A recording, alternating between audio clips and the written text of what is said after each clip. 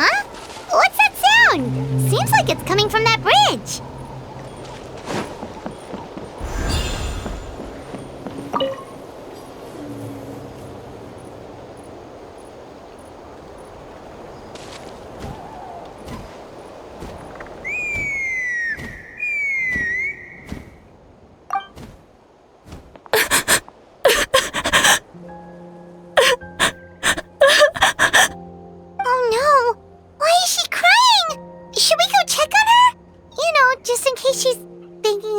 Something stupid.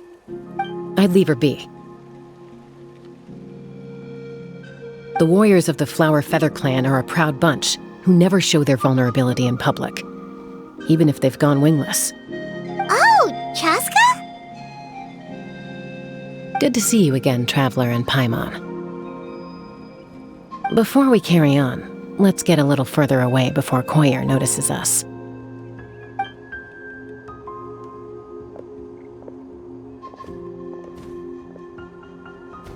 So, that girl on the bridge, Koyer, you said?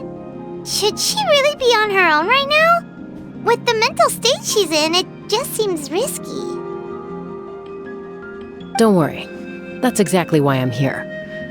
Elder Alpa sent me to keep an eye on her. If she does attempt the unthinkable, I'll swoop in and catch her. I doubt it'll come to that, though. She's a fighter. A warrior, in fact. One who aimed for the sky. However despondent she might feel now, I'm confident she'll get through it. Well, in the Flower Feather clan, there's an elite flying squad made up of Kukusaur riders. But it's an extremely selective squad. To become a rider, you need to undergo a trial where you not only demonstrate mastery of the relevant skills, but also win the approval of the Kukusaurs. Very few candidates make it through the process. Koyer has spent years training for her most recent attempt, but unfortunately she didn't pass. So it's not hard to see why she's so upset. Sometimes, after multiple failed attempts to pass the flying test and win the Kukusaur's approval, people get so disheartened that they give up on their dream to soar the skies. They resolve to quit trying for good. We call those people the wingless. Do they get expelled from the tribe? What? No, of course not. They're still prized warriors. We have a saying, just as the Kukusaur treasures every feather on its body, so the tribe treasures each one of its children. This hits even harder in the wake of the war. All of our young warriors carry the future of our tribe on their shoulders. Besides, every Kukusaur falls from its nest before it learns to fly. It's practically a rite of passage. Likewise for the wingless, we always hold out hope that one day, when they're ready, they'll rekindle their dreams and keep trying. Until then, all we can do is quietly watch over them from a distance. Just like I'm doing now. Ah, okay. Paimon hopes she'll get back on her feet soon. Well, from the sound of her whistling, her confidence has been seriously shaken. No Kukusaur is going to respond to a call that sounds like that. Yeah, people from my tribe call to their saurian companions by whistling or blowing a horn. So it sounds like Koyer was trying to summon a Kukusaur to practice her flying. But the Kukusaurs are an even prouder bunch than our warriors. They would never respond to a lackluster whistle like that. First she failed the trial, and now she's struggling to even summon a Kukusaur. That's only going to hurt her confidence further. And getting trapped in that vicious circle is the kind of thing that'll make people go wingless. Surely there must be something we can do to help. That's very kind of you. Koyer's flying skills are up to par, but mentally she's stuck in a rut. If she wants to return to the sky, she has to overcome that for herself. I'm going to lay low nearby, just in case she takes a turn for the worse. Let me give you a tour around the tribe once this is all over.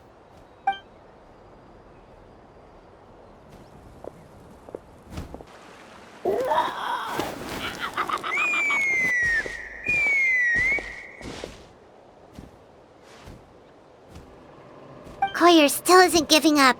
Even though Chaska said that she has to do this by herself, Paimon can't help feeling like maybe we can nudge her in the right direction.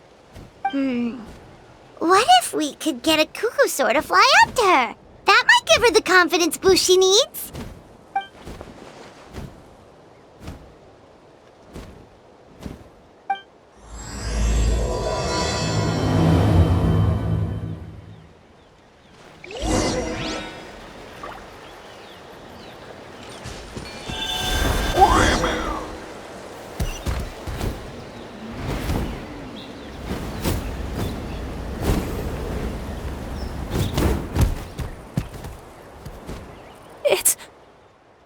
It's a cuckoo. Oh my gosh! Is this really happening? I did it! I summoned one! I was beginning to think you'd all given up on me completely. Thank you. Oh, thank you.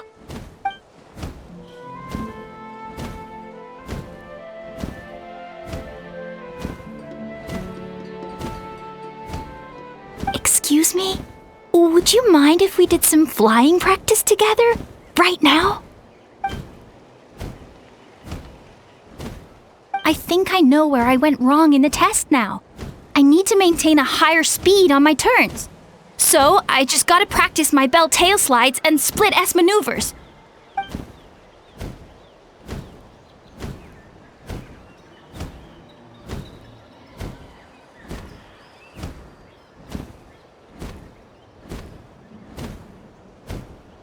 Also, I really want to try some stall turns and cobra maneuvers.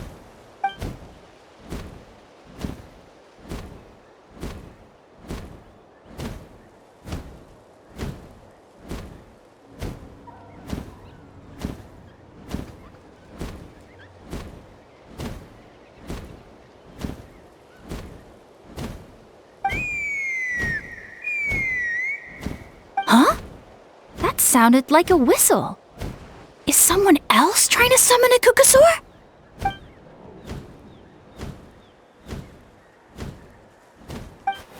Hey! Wait! Wait!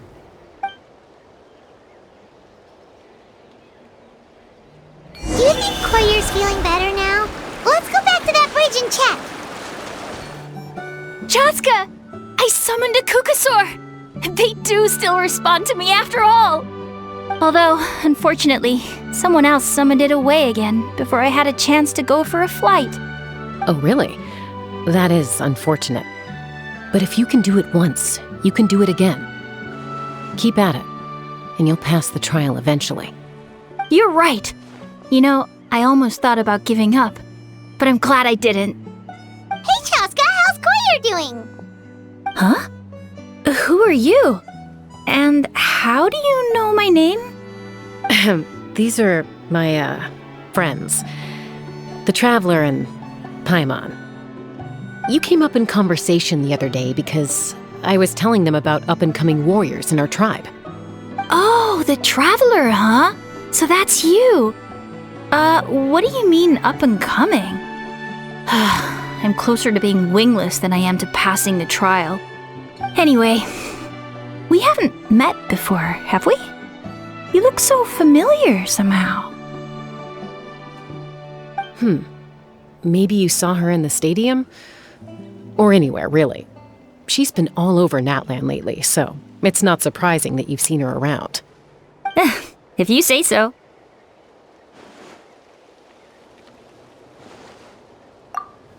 Koyer! Chaska!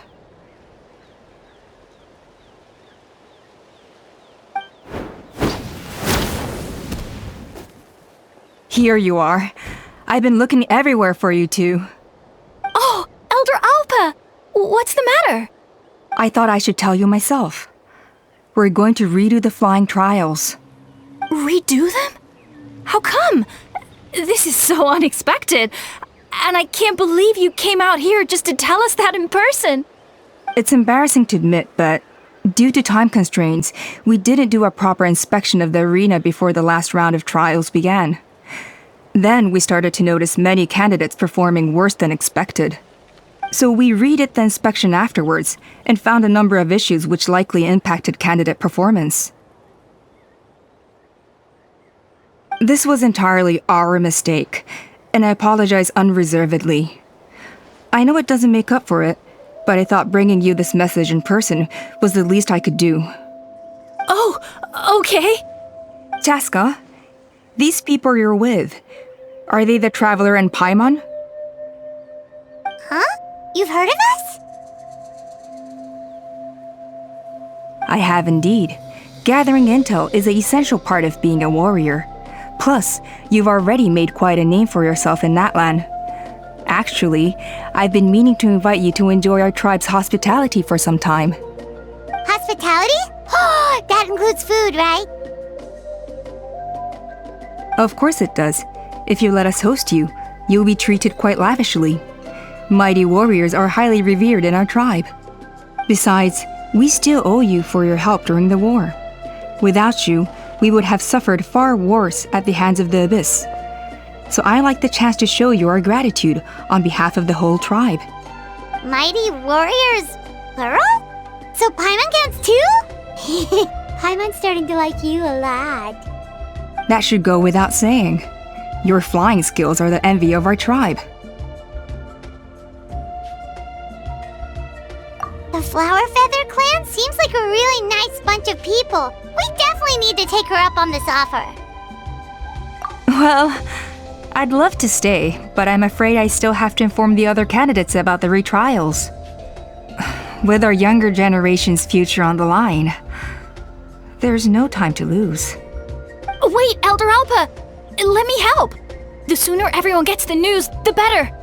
Very well. In that case, Chaska, could I leave you to entertain our guests? Sure thing. Okay, let's meet by the obsidian totem pole later. Collier, let's get going. Okay.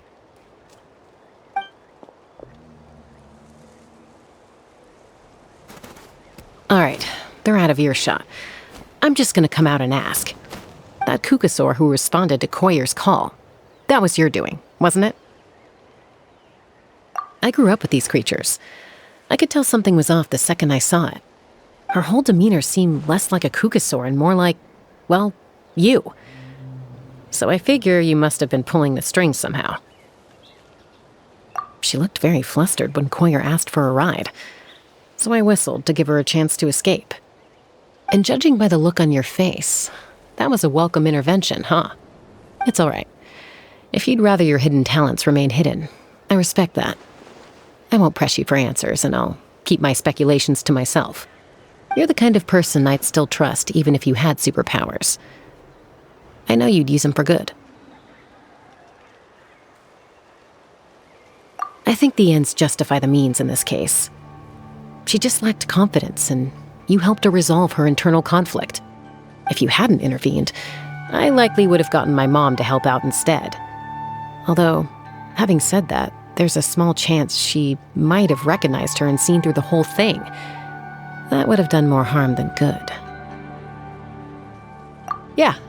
Anyway, if you're free now, how about I give you that tour I promised?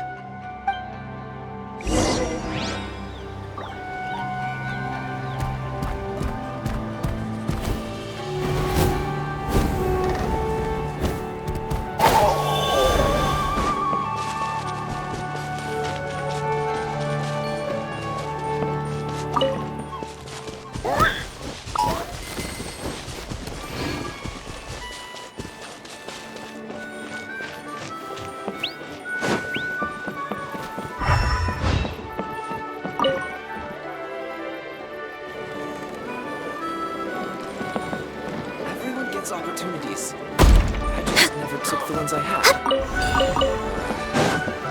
That little rascal.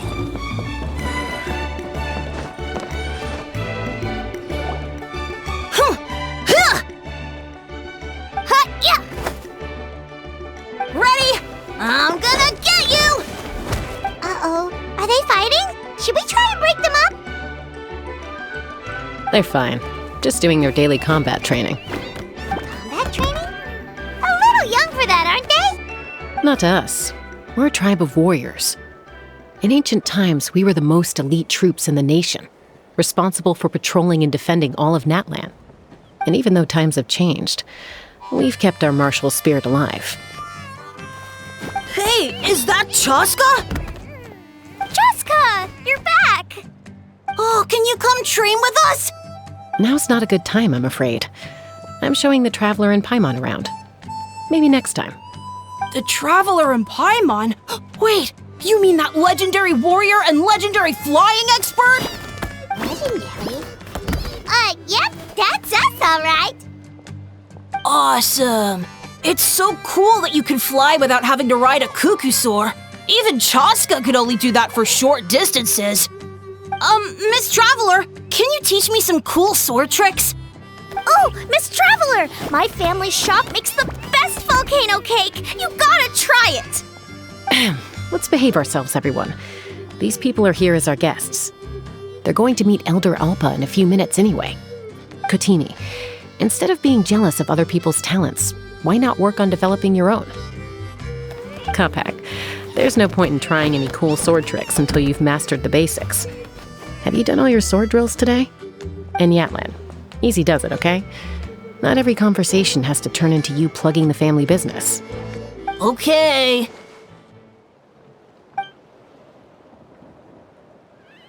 Sorry about those kids. They just got overexcited when they heard your name. Hope it didn't bother you too much. This is a volcano cake that Yatlan forced into my hands.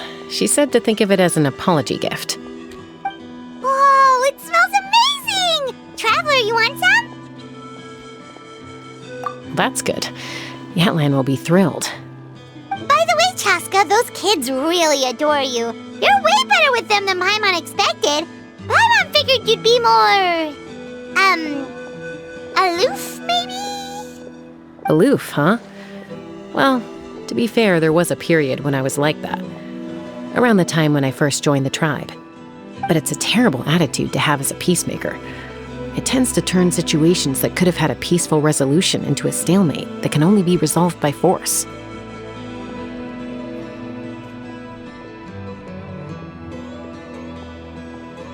Yep, exactly. As long as other options are available, I try to avoid that at all costs. Someone once told me that peace imposed by force will crumble in a matter of days. But peace achieved through genuine dialogue actually benefits both sides, even if sometimes the parties are only willing to negotiate because they're both armed to the teeth. That's true. Hey, Chaska! Uncle Cusco knows you're back, and he's coming to get you. Oh, thanks. Traveler, Paimon, got a dash. I'll meet you at the totem pole up ahead. You can't miss it. It sticks out like a sore thumb. Wait, are you running away? First rule of conflict resolution? Grab the fan and run before the you-know-what hits. Trust Chaska to make even running away sound cool. Sorry about this. Just stall him for me, okay? I'll explain everything later.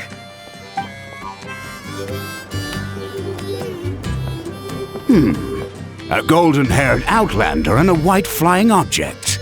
You must be the Traveler and Paimon. I heard Chaska was with you, but I suppose she's run away again, has she? Sorry, who are you? Who am I? Only her father. She's supposed to go for a checkup every 3 months to see how her abyss condition is doing. We both agreed on it. But she's already missed 3 checkups this year. That's 3 out of 4. Yes, she got exposed to abyssal energy as a young child. Then her birth parents abandoned her. It's lucky those wild kukuzavras found her when they did, or she wouldn't have made it. They took her under their wing and raised her as one of their own. Eventually, some riders out on patrol spotted her and brought her back to the tribe. But she was practically feral at that point. The moment you took your eyes off her, she'd be getting herself into a fight, or she'd run away to be with the Saurians. She seemed to prefer them to her own kind. She might as well have been a Saurian in human form. That must be the aloof period she mentioned, right?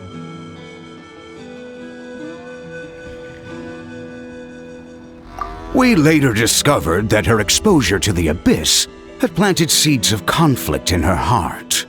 So, we started trying to bring it under control. But ultimately, she's the only one who can control it. Anyway, she's much more human these days. Yeah, don't worry about her. She seems pretty stable to Paimon. She's probably only avoiding the checkups because she thinks it'll stop you guys from worrying about her. Yes, I'm well aware of that. She knows she needs to be careful. If her condition ever took a turn for the worse, she wouldn't be brushing it aside like this. It's just, every checkup she's been to, they find new cuts and bruises.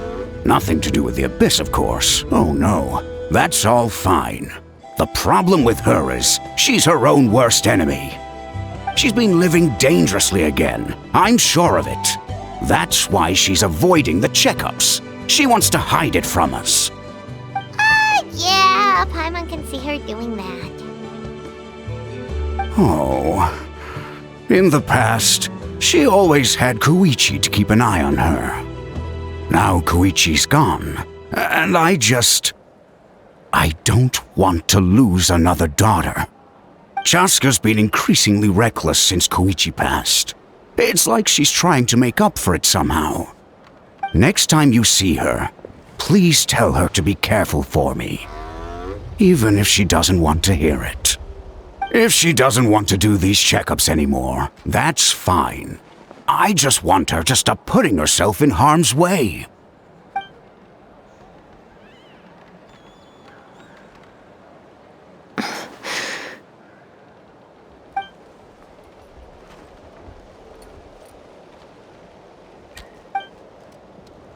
Whoa, where did the time go? We should be back up with Chaska before it gets any later. To get to the totem pole, we need to head north, right?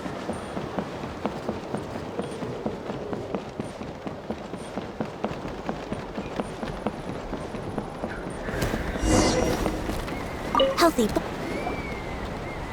Hey, Chaska! Hey, Alba!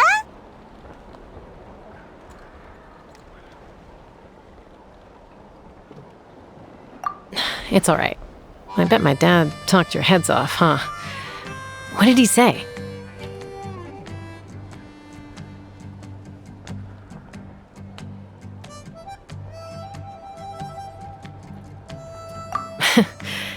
I was sometimes a little impulsive back then. That's putting it mildly. The memories. It feels like it was only yesterday when we brought you back and had Cusco and his family take you in. Back then, no one imagined this feral child would grow up to be the strongest warrior of the Flower Feather clan. Huh? You were the one that brought Chaska back to the tribe? That's right. Elder Alpa was already a veteran rider by then. She spotted me while patrolling from the skies and tracked down my Kukusaur mom. Mom agreed it was time I tried to re-enter human society.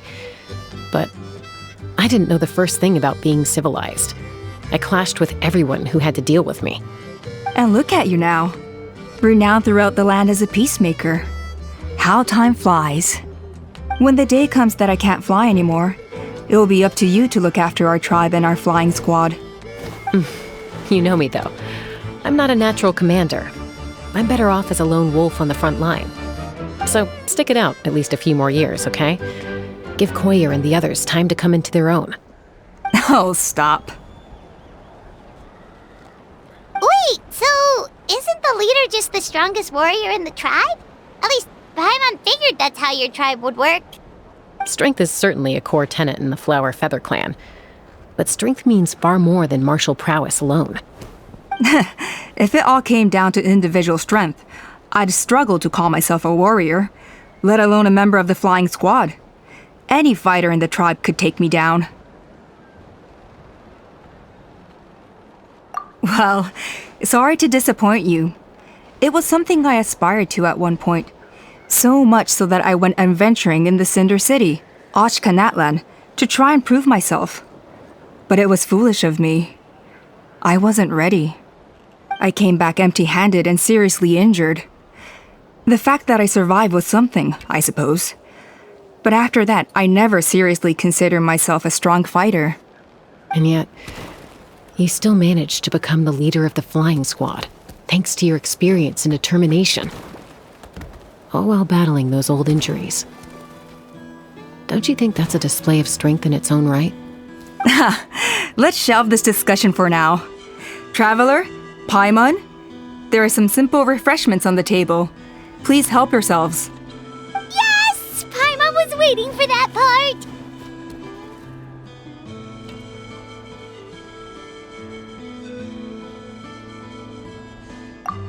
They were for the snack stomach. The refreshment stomach still has plenty of space.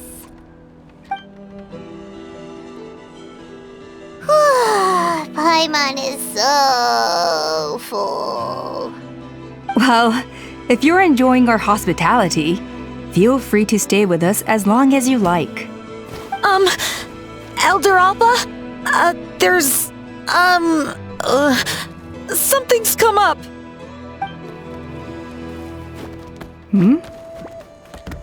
What happened?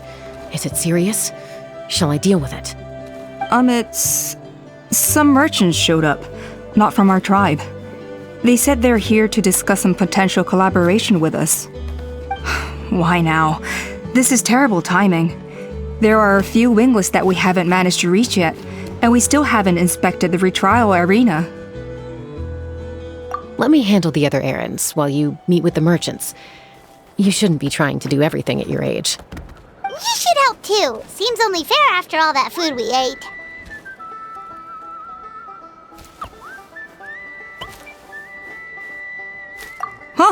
Well, much obliged.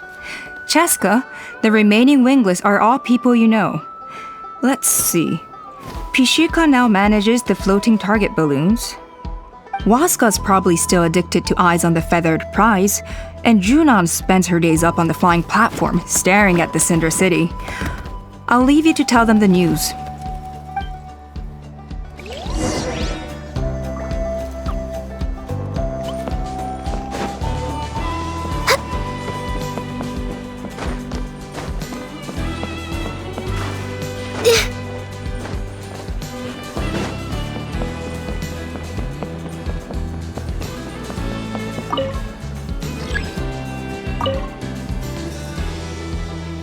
Are you sure you don't want to reconsider, Pashika? I appreciate it, boss. But honestly, I'm pretty happy with my life nowadays. Pashika, they're redoing the flying trials. Huh? Mutoda? Ah, did Alpa send you? I was just telling Pashika the news, actually. The way things are with the tribe these days? I mean, you don't need me to tell you. This here is no future for a seasoned warrior like you. Ah, come on, boss. Do you have any idea how long it's been? I've been wingless for years now. I'm not cut out for that anymore. Of course, I'll do my part if we ever need to defend the tribe. But there's really no point in me trying out for the flying squad now. I've already made my peace with it. Not everyone has what it takes to return to the sky after going wingless. Elder Alpa's perseverance is something else. And it's okay if I'm not destined for greatness. I might not have the Kukasaur's approval, but with my hot air balloons, I can still reach the skies. Handling these balloons every day, seeing how the customers react, the looks on their faces, that's enough for me. Finding something you love doing can be just as hard as passing the flying trial. It's worth holding on to. Fair enough. It's your choice. I won't force you. Oh, by the way, you should try taking a balloon ride if you've got the time. Once you've been up there for yourself, you'll see why I love it so much. No problem. If you ever want to give it a try, you know where to find me.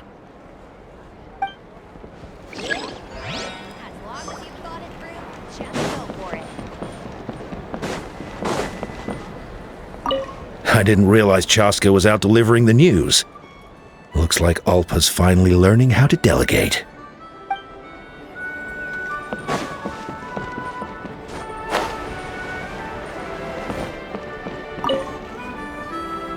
A retrial?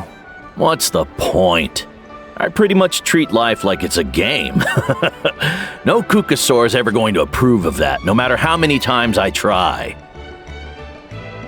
Muskar, I can assure you, Kukusaurs wouldn't judge you for something like that. Well, they must be judging me for something. Maybe I lack fighting spirit, or just don't have the talent. Not everyone's a natural like you. Don't waste your time on me. You'll have better luck with the ones who still have their heads in the clouds. In the meantime, I think I'm gonna treat myself to a few more games of Eyes on the Feathered Prize. Yeesh, there's wingless, then there's being a total lost cause. You used to be a fierce warrior, actually. But fighting spirit alone won't win you the Kukusaur's approval. Are all Kukusaurs so strict? The ones in floating target balloons and Eyes on the Feathered Prize seem pretty chilled out. It's one thing to hang out and have fun, but quite another to take to the skies with a human life on your back. Giving a ride to someone who's unqualified endangers not only the rider, but also the Kukusaur themselves. If the rider makes a mistake, they both suffer the consequences. So we have a mutual understanding with the Kukusaurs. If someone isn't up to standard, we have to reject them. Even if it means breaking their hearts.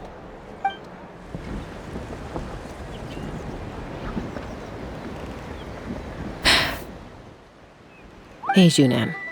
Gazing out at Ochkanatlan again, huh? Chaska? What are you doing here? Is something up? The flying squad is hosting retrials again soon. Wanna give it another try? Maybe you're forgetting the definition of wingless. I've failed so many times already that I've decided to call it quits for good. I'm done. Elder Alpa always goes out of her way to come and tell me when a new trial is coming up, and it's nice of her to think of me. But nothing's gonna change. I'm not going to suddenly pass just because they're holding another trial. They're making some big changes to the arena this time, so the flying experience should be smoother than before. Koyer's gonna try again. No, forget it. If I was genuinely good enough to make the squad, the location shouldn't affect my chances. A true rider can fly confidently whatever the conditions, like you and Elder Alpa. Junan! They're redoing the... Huh? Chaska and the Traveler. You're already here. I guess they told you already then. Come on, let's go train together. I'm gonna sit this one out. What? Why? But you've always looked up to Elder Alpa. She went wingless after her injury and spent years drifting, but even she came back and made it in the end. If she can do it, why can't you? I mean, I don't have that kind of perseverance. And besides, the last thing I want to do is fail in front of her yet again. Oh, come on. You know you don't need to worry about that. Alright, well, how about we just treat this as you being my mentor? Then will you train with me? I mean... Enough umming and ahhing. Let's just get up in the air and figure it out as we go. Wait! Hold on, slow down! I can't keep up! Well, that's one way to do it.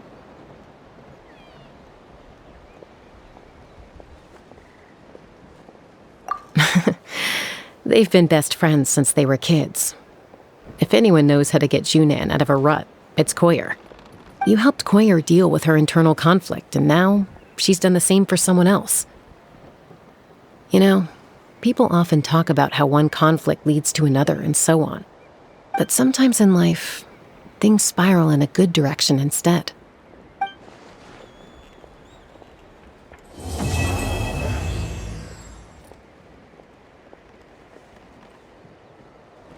We've notified all the wingless on the list now, right?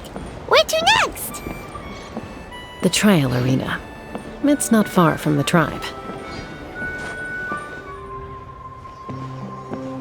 Oh, hey there, Chaska. Did Elder Alpa send you? Yeah, she's got other things on her plate right now. How are things looking here? Well, the inspection revealed numerous blockages all over the trial arena.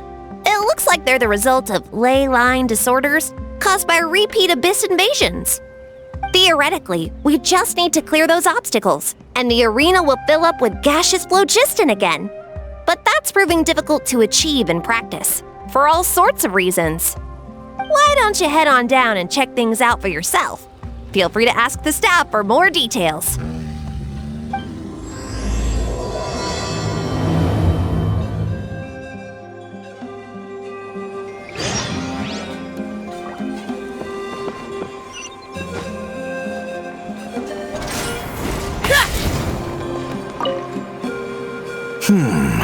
I think it should be possible to clear this spout with just a few hard hits.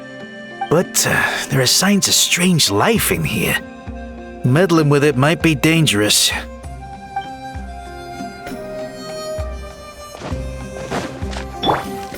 Next on the agenda... Hey! Monsters! Stabilize!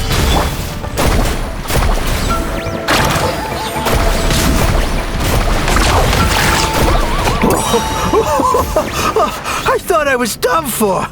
Oh, this spout should be good now. Thank you very much.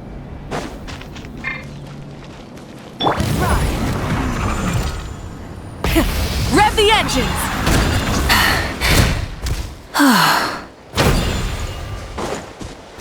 How strange. Why is there so much solid phlogiston here? Well, could be from the Children of Echoes. Maybe it got swept up here due to the ley line disturbances? And I did see those strange markings on the cliff. I can't think of a way to resolve this. Short of going all the way to the Children of Echoes to borrow it to Petlisaur.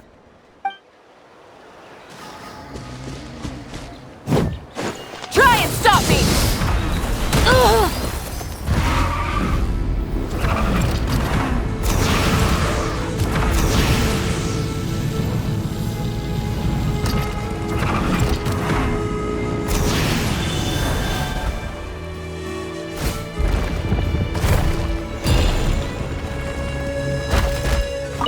Whoa!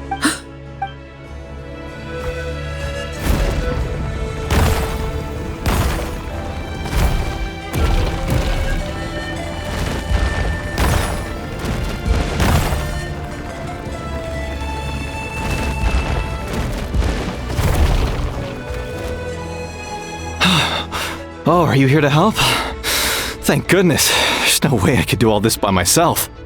So the blockage here has to be cleared using a special bomb, but carrying explosives up that steep slope would be a recipe for disaster. If I dropped it or slipped and fell, I'd be blown to bits in an instant. So, my plan was to transport the bomb to the other side, then send it over in a hot air balloon.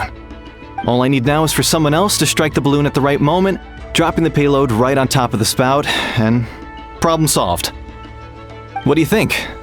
Simple enough, right?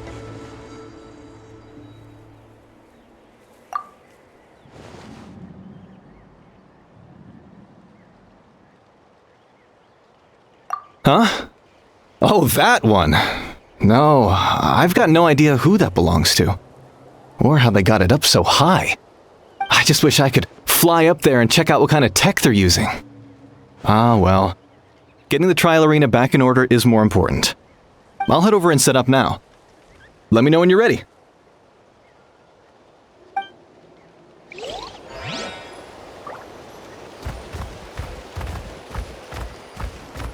All right! Get ready!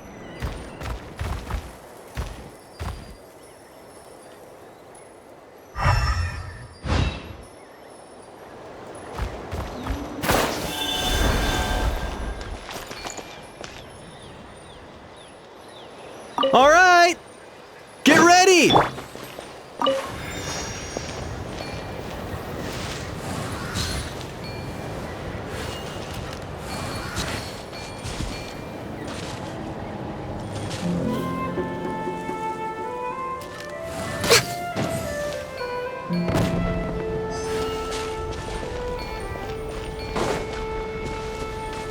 Let's ride!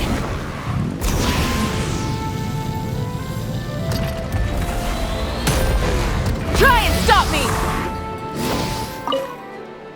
This is crazy. I put all of my strength into it, but it just won't break. Maybe Inkanak was right after all. If a stable structure is formed inside the solid phlogiston, I'll need to hit all the weak spots at the same time to break it. But how am I supposed to do that?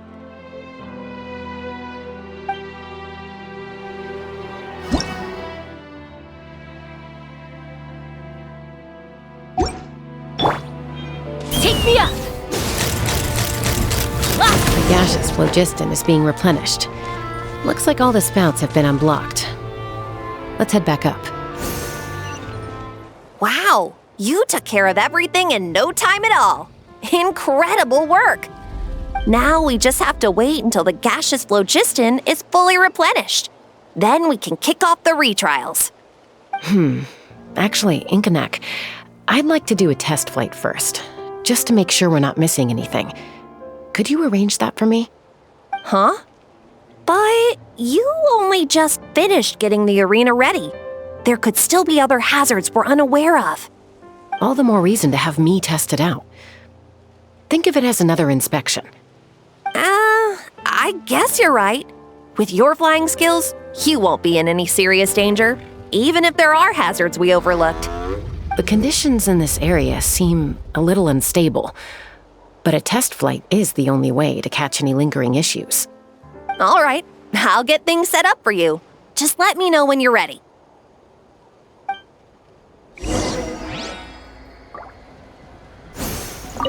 Are you ready? This should be a piece of cake for Chaska, but still, try to be careful. All right, then spread your wings and fly.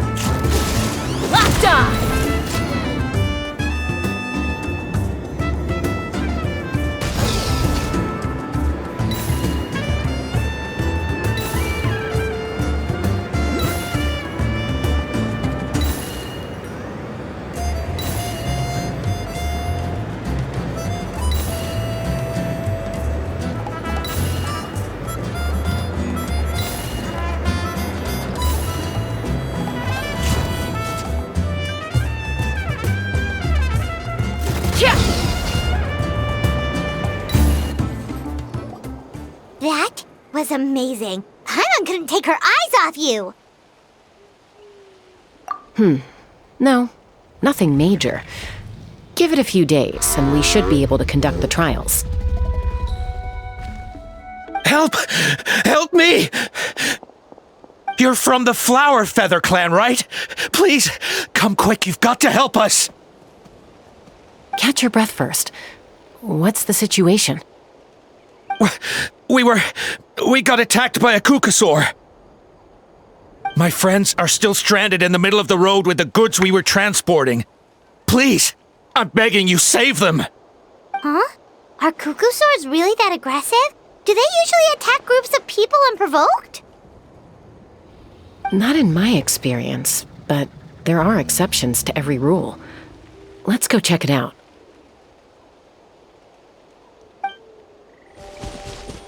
Ouch! I've never seen such an aggressive kukusaur.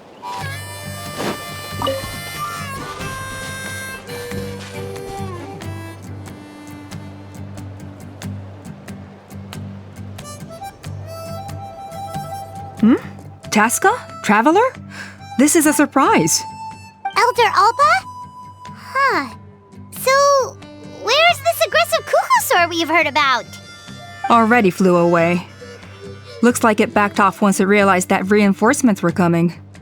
So why do you think it attacked these people in the first place? Was it after the food? No. These merchants are even transporting food. Ah! Thank goodness! The phlogiston wings are intact! Phlogiston wings. Thank you so much for coming to our rescue. These phlogiston wings are our most prized goods. If anything happened to them, it would ruin us. Wait a minute. Are you the merchants that were looking to collaborate with us? Wormy told me about you. Yeah, that's us.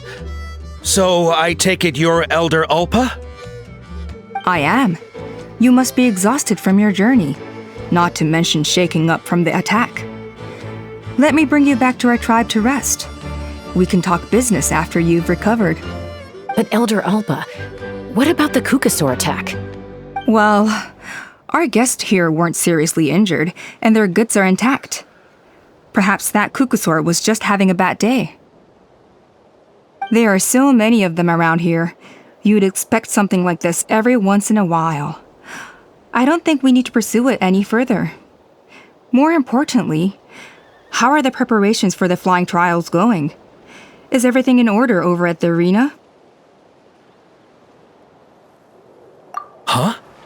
Did you say flying trials? What a coincidence! Sounds like a perfect use case for our phlogiston wings. You'll be pleasantly surprised by what they can do. Oh, really? Now I'm intrigued. Well then, let's forget all about this Kukusaur attack for now. We have some serious business to discuss.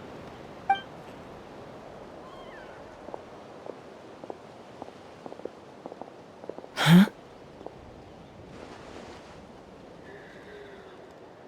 So that's it? That all went smoother than expected. Well, guess we'd better get going. Huh? Chaska?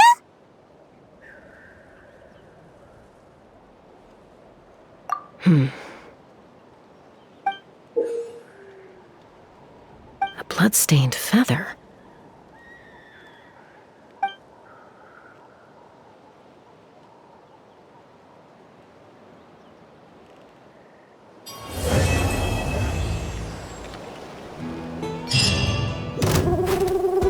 Access denied. The Flower Feather Clan should be about ready to hold the new flying trials by now. Let's go check it out!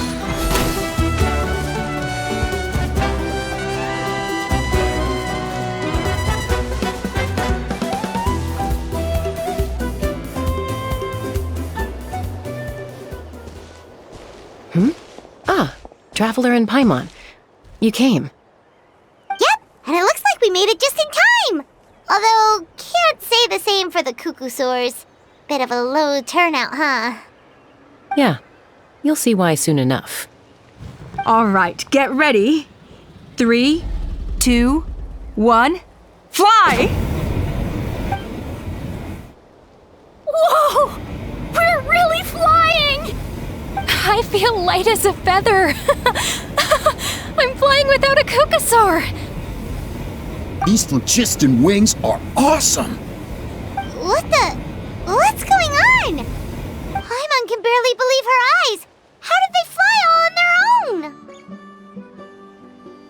The merchants we ran into that day were selling a product called phlogiston wings. It's a flying machine worn on the back. To operate it, you just use a handheld trackball that controls the flow of gaseous phlogiston. That's incredible.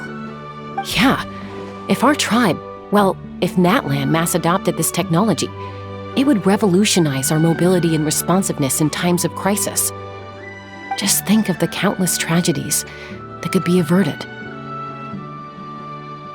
I feel like I'm dreaming. Did I really just fly on my own without the help of a Kukusaur? You'd better believe it! Plus, you just passed a flying trial! Right, Elder Alpa? Elder Alpa?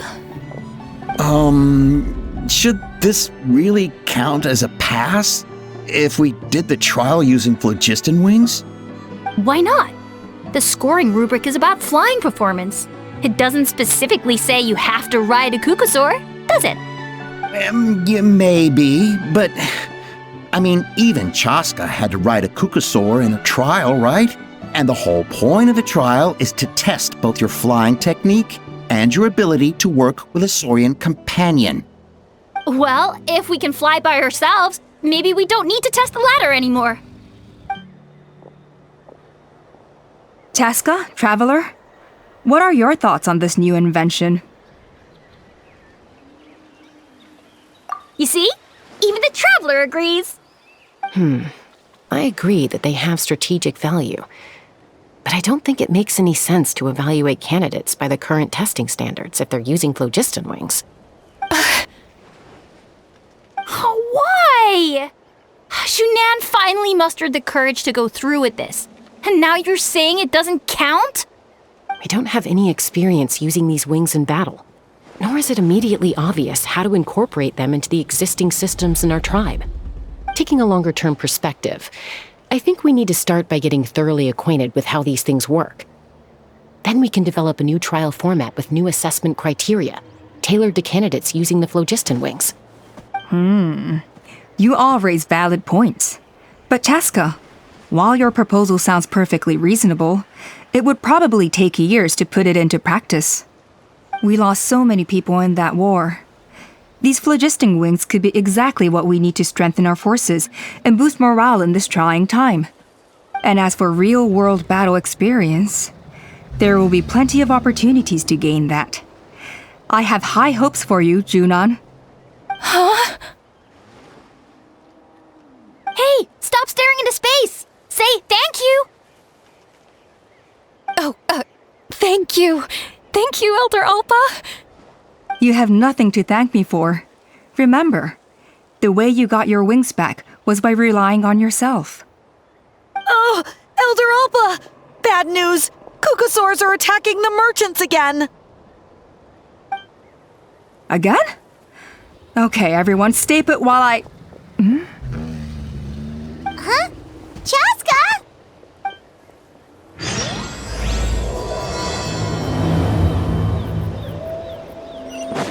Why did Chaska rush off like that? And then Elder Alpa and the others too? Anyway, let's go see what this is all about.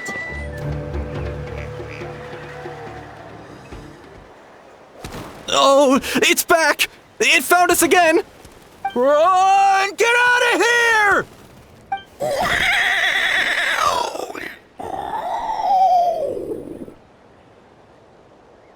Curses! She's really riled up this time. Hey!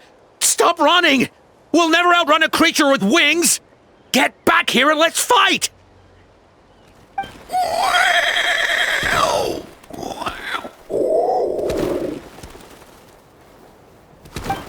Stop! All of you! Chaska! Oh, wonderful! Quick, get rid of that thing!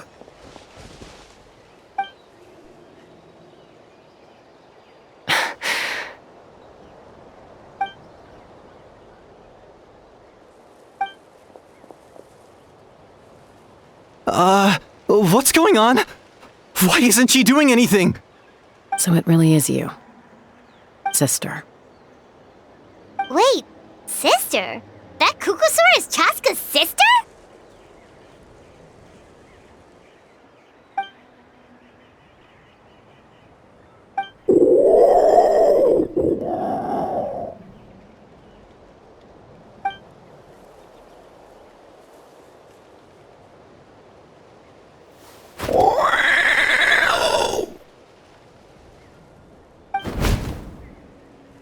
Koya, wait! Is Chaska gonna be okay? Should we go check on her?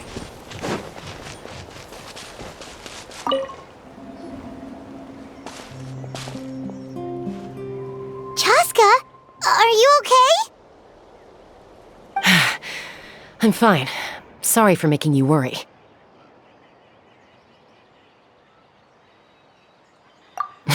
No point. She's an expert at hiding her tracks. Once she's shaken you off, you'll never catch up to her. At least, I always used to lose to her at hide-and-seek when we were kids. Well, yeah. You know I was raised by kukusaurs. Anyway, she and I grew up in the nest together. Her name's Koya, and she's my big sister. We played together all the time, chasing each other through treetops or mountaintops. It felt like it would go on that way forever. Until the day I was sent back to live with the humans. Not all kukusaurs are friendly towards people. Koya, for instance, she's fine with me because we grew up around each other, but she's not fond of other humans. When Mom decided to send me away, Koya strongly protested, and after I left, she became more and more reluctant to interact with humans. Maybe she thinks that humans stole you away from her. It's a possibility, but in any case, we still stayed best friends at first. I had a hard time adjusting to life in the tribe. So whenever something went wrong, I'd run off into the wild and vent to Koya. Ah, so that's what Uncle Cusco was talking about. He said you seemed to prefer hanging out with Saurians to your own kind back then. Yeah, I did. But then, gradually, everything changed. With a new mom and dad, a new tribe, and Koichi, I started getting curious about these humans and made an effort to understand their behavior. The more time I spent with them, the less I spent with Koya. And then, one day, it was Koya's turn to leave the nest. She sought me out and asked if I was willing to leave the tribe and go live in the wilderness with her. As far as I can remember, that was the first time she ever approached a human settlement on purpose. So, how did you answer her? Well, I wouldn't be standing here talking to you if I'd said yes. No, I was torn. On the one hand, I'd already made up my mind to embrace my new family and accept my human identity. But I also knew that Koya wasn't a fan of humans, and I didn't want to disappoint her. She took my hesitation as an answer. She saw it as a personal betrayal, threw a huge fit, and then flew off. We hadn't seen each other since, well, until today. Not for a lack of trying, though. I tried asking Mom where Koya's new nest was so I could talk things out with her. But Koya had already asked Mom not to tell me where she'd moved to. It must be hard for Mom, being stuck between her two daughters. So I didn't press the issue.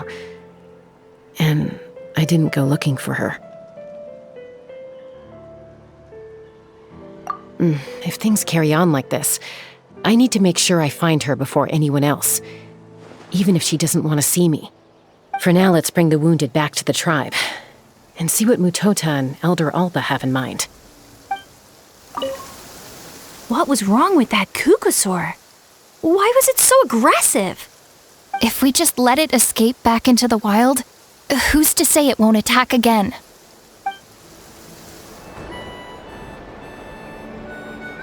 So, I hear there's been another Kukusaur attack.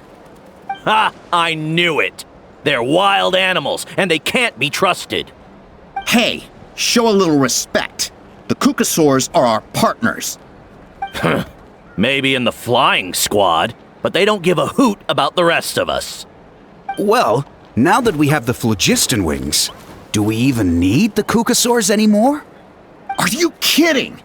How are we supposed to protect our tribe without them? I didn't mean it like that. Huh? Protect our tribe? Or are you just scared that your precious flying squad will lose its prestigious position? You take that back! Things are changing so quickly. Tasca, there's a conflict emerging there. Aren't you going to nip it in the bud? The whole tribe's talking about this now. Breaking up a single fight won't solve anything. The real source of conflict here is the phlogiston wings, and what happened with Koya. On any other day, people would just brush this attack aside.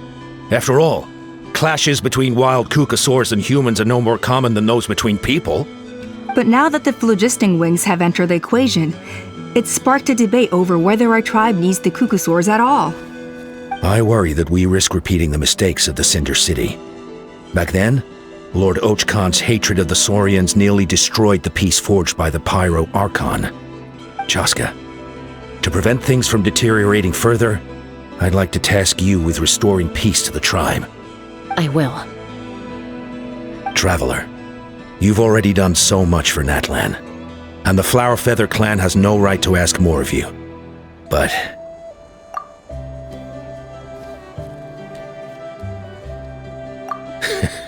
looks like I was making a mountain out of a molehill. And don't forget about Paimon. Just leave this to us. This whole situation has unfolded so quickly that it's put us on a back foot. To tell the truth, it makes me a little suspicious. You think someone might have orchestrated all this? It's possible. Leave it with me. I'll look into it. Also, Chaska, could you try to keep a low profile while you're out there digging around?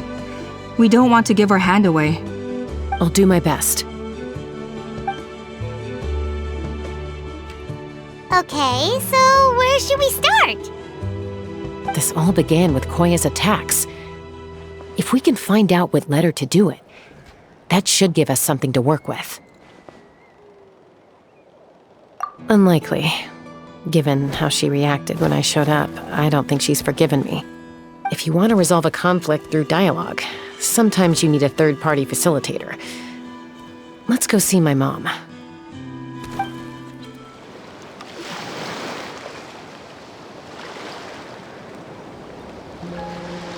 Wow, so this is where you used to live as a child?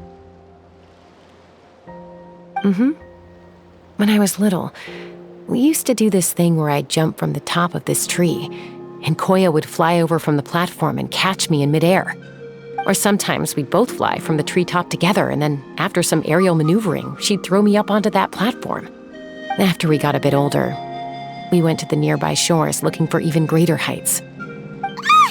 Stop! You're gonna give Paimon a heart attack! Oh, really? I just thought it made a fun story.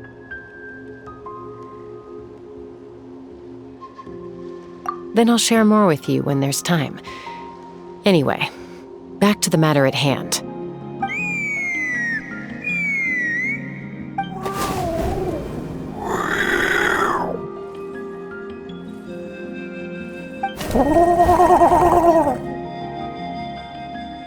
Hey, Mama Bird, I'm back. My last visit was only a week ago, wasn't it? See? I visit you more than I visit Papa Cusco. I brought a couple of friends with me. These are the Traveler and Paimon. Traveler, Paimon, this is my mom. Her name is Chimpu. In the human tongue, anyway.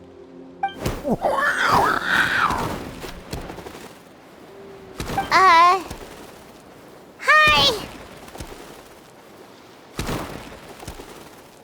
No, not really. I don't speak it as such, but I can sort of get the gist. Although only with Mom and Koya since I spent my formative years with them. Even then, it's basically a best guess based on their sounds, body language, and expressions. Seems to work about 9 times out of 10, anyway. As for whether Mom understands me, I can't always tell. But somehow we still manage to communicate. Call it the family bond, I guess.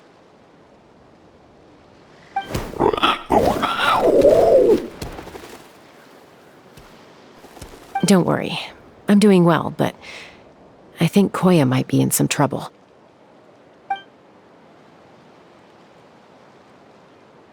I know she's never been a fan of humans, but she's never deliberately attacked them before either.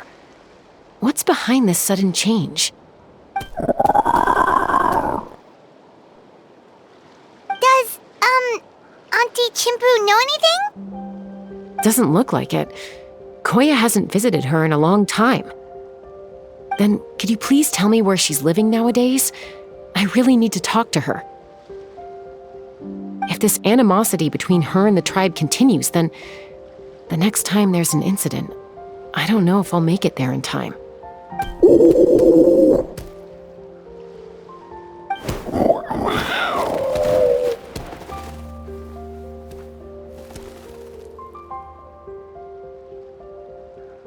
She said she'll take us there. Thank you, Mom.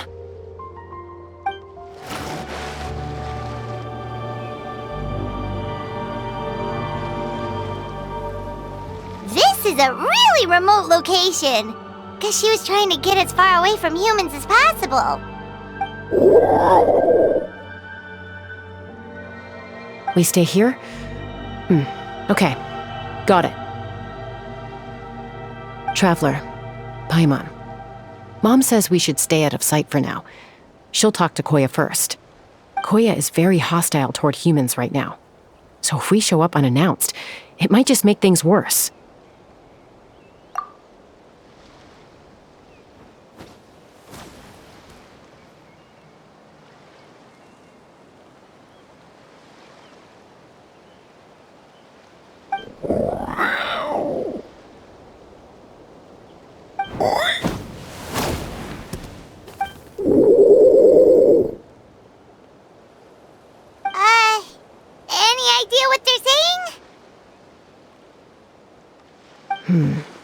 Sounds like things are more complicated than I imagined.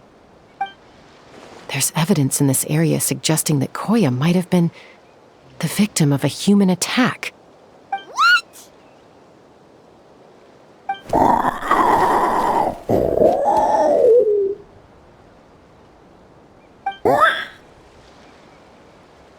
No! It's Chime, Koya's child. The attackers kidnapped her. They came over the sea, under the cover of night, and they took Chime. What the heck? Who would do such a thing? I searched day and night, and finally found them.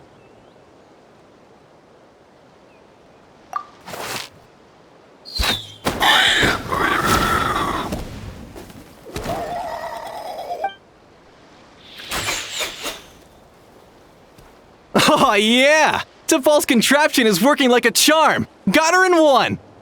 Hey, there's another one! Wait, is that the one that got away last time? Who cares? Just get them all! Topal pays us per catch.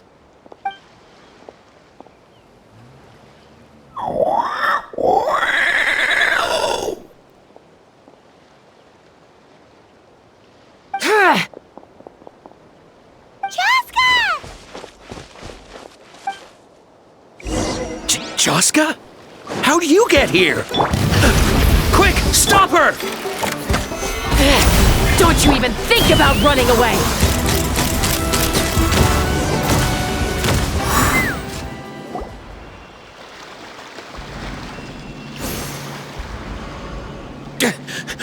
Don't come any closer, or I'll... Go, Phlogiston Wings! Take me out of here! Uh-oh, looks like it malfunctioned! This is bad. Mom and Koya are already injured. And if that thing explodes right next to them... Help! Elemental energy suppresses it! Please, someone! Get back!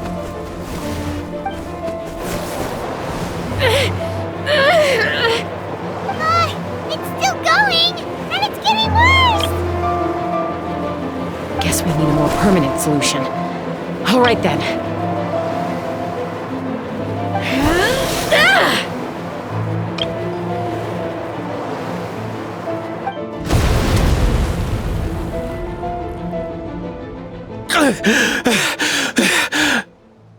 That was too close. I thought I was gonna die.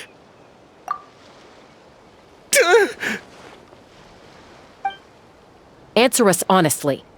Were you the ones who attacked Koya before?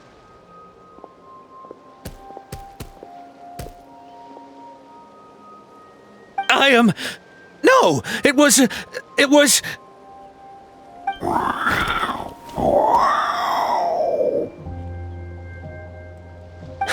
Well, she says it was you.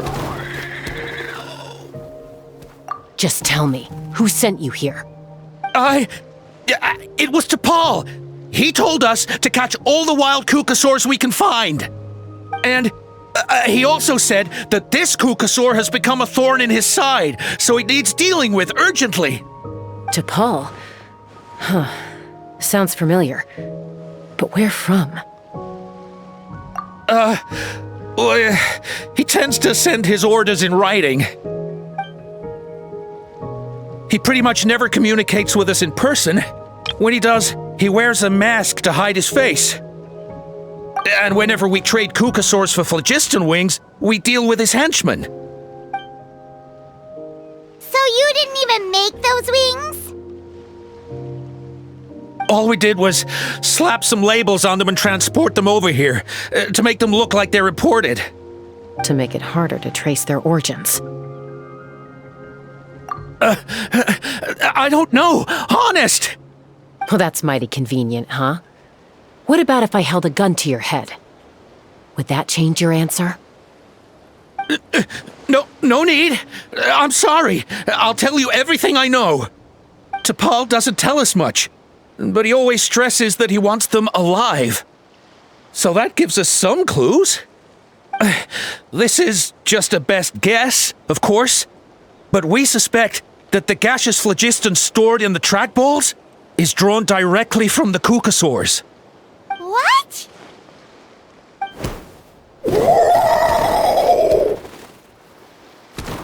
Easy now. You're still injured. Hey, keep talking. Yes, ma'am. So, the gaseous phlogiston has to be highly refined in order to power the phlogiston wings. The slightest imperfection can have disastrous consequences, as you just witnessed. But the cucusaurs have a natural ability to process gaseous phlogiston. So, if you use them as an intermediary, then...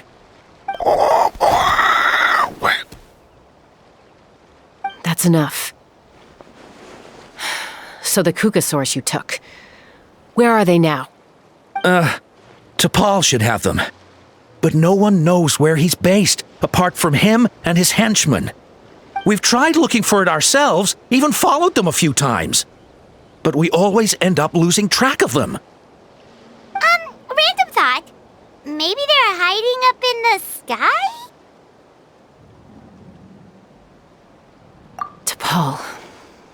T'Pol. I'm sure I've heard that name. Maybe it was... Chaska! Traveler!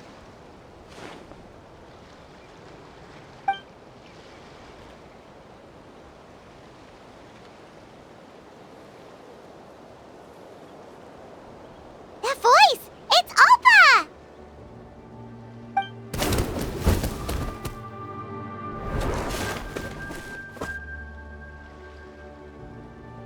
Elder Alpa? What brings you all the way out here? Well, I was patrolling nearby when I heard the sound of an explosion. What's going on?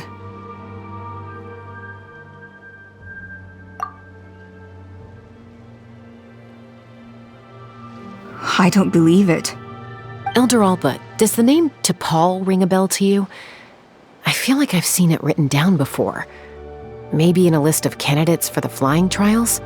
Huh? So he's a member of your tribe then? No. If he was a member of the Flower Feather clan, I'd definitely know him.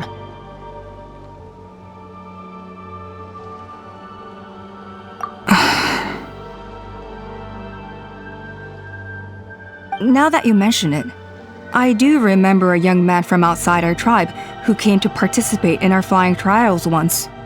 You were away on a mission at the time, which is probably why you don't remember him. He was a craftsman from the Children of Echoes, but he'd always dreamed of soaring the skies, so he wanted to join our flying squad. The Children of Echoes? That's rare. But despite his best efforts, he unfortunately failed to pass the trial and gain the cucusaur's approval. In the end, he went wingless and returned dejected to the Children of Echoes. Wingless, huh? Maybe he invented the phlogiston wings to get revenge on the cucusaurs. Perhaps. Or maybe it's simply his way of dealing with his regrets over his past flying endeavors. Either way, it doesn't excuse his abuse of the cucusaurs.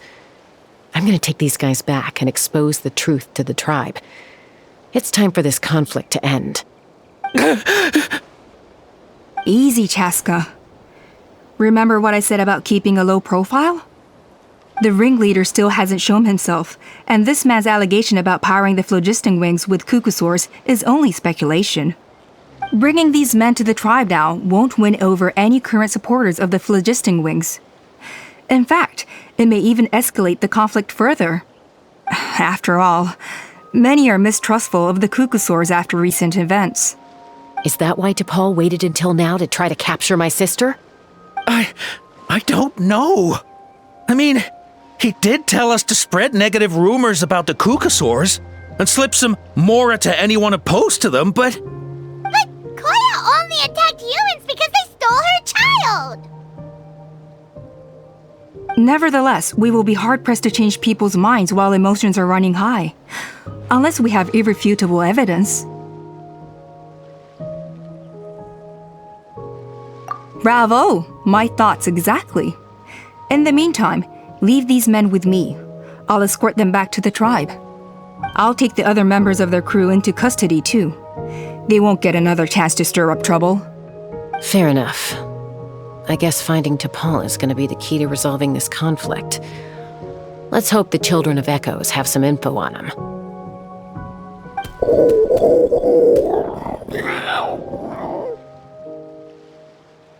Sorry, whatever it is, it'll have to wait till this is all blown over.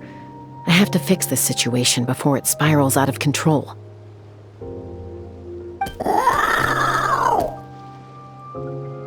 Mom, sis, rest up and get well soon. I gotta fly.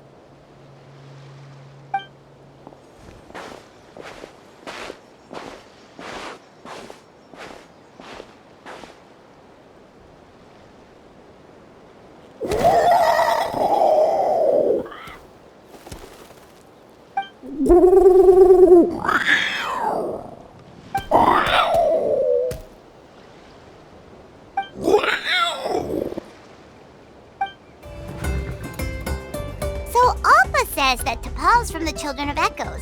But how do we track him down? Just ask around until we find him? Let's start by talking to someone we know. It'll be faster that way. At this time and place, I'll bet the easiest person to find is... Wakey, wakey, Shilonen! Oh, it's you. Okay, give me a second. I'll come down.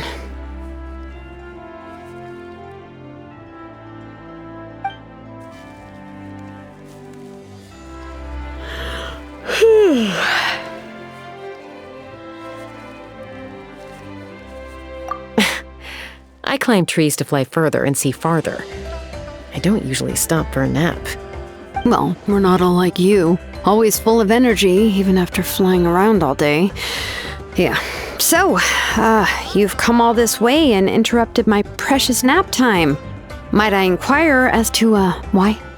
I'm sorry, Shilonen, but it couldn't wait. Does the name T'Pol mean anything to you? He's a craftsman, apparently. Huh. T'Pol. Yeah, that rings a bell. I think that's Puma's child. Nope, I'm afraid you're a few years too late. Why are you looking for him?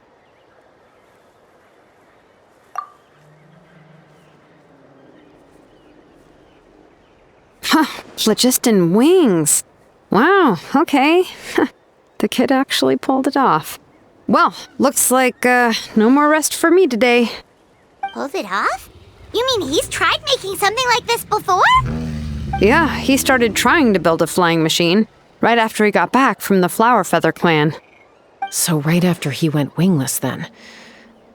Was this flying machine anything like the gun you made me? You mean your gun that's harder to tame than the proudest kukusaur? No, he wanted to build something that allows anyone to fly freely, even if they're not naturally gifted. But he never got very far back then, though. Blew up his workshop a few times and barely made it out alive. I never really kept up with him after that. His parents traveled a lot in their youth and only returned to the tribe after he was born. But they settled in a remote area and don't interact with other people much. Which means most people in the tribe don't know them very well. Your best bet is to chat to his direct family. I'll, go get Puma. Wait for me in front of the workshop. I won't be long.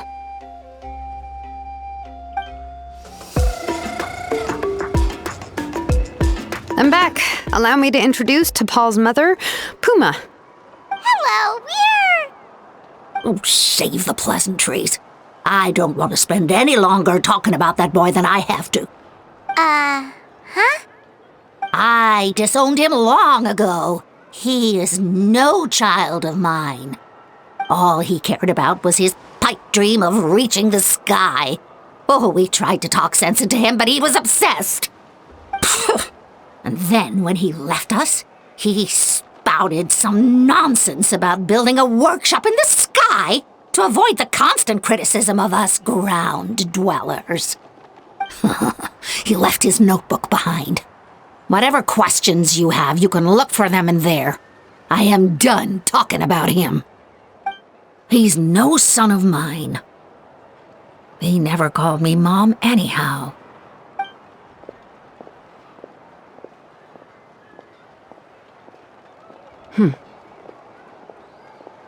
Wow, they've really fallen out. Paimon sure wasn't expecting that. Her husband, T'Pol's father, he passed away recently, and T'Pol didn't even bother to show his face at the funeral. If you ask me, that was probably the final straw for Puma. I'll go keep her company. If there's anything else you need, just come and find me. Thank you. Okay, so this notebook is the only lead we've got now, right? What's in there?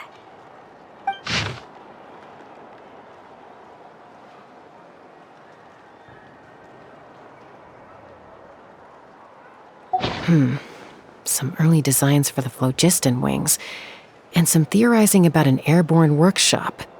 Ochkanatlan, the Cinder City. Looks like that's where he got his technological inspiration from. So, was he serious about the workshop in the sky? But that's such a big project for one person. Do we think he actually pulled it off? Oh, yes. The one from the trial arena that was super high up! That balloon has been there for a while, and everyone's been wondering how it got up there, but what if that's the wrong question? What if it started off even higher up, above the clouds and out of view, and it only descended to its current height due to some kind of malfunction? Part of T'Pol's workshop? Seems likely. If T'Pol's base had been hiding above the clouds this whole time, that would definitely explain why Isidore couldn't find it. I totally called it! But how do we get up there? Chaska, can you even fly that high? By myself? Possibly. But with a passenger, no chance. I doubt even phlogiston wings could take you up that high. At least, not without that relic T'Pol mentioned in his notebook. Yeah, and he's probably holding on to it. We'll have to find another way. Nope. That's way beyond Paimon's altitude. Also, would you really expect Paimon to go up there and take on T'Pol all by herself? Let's not worry.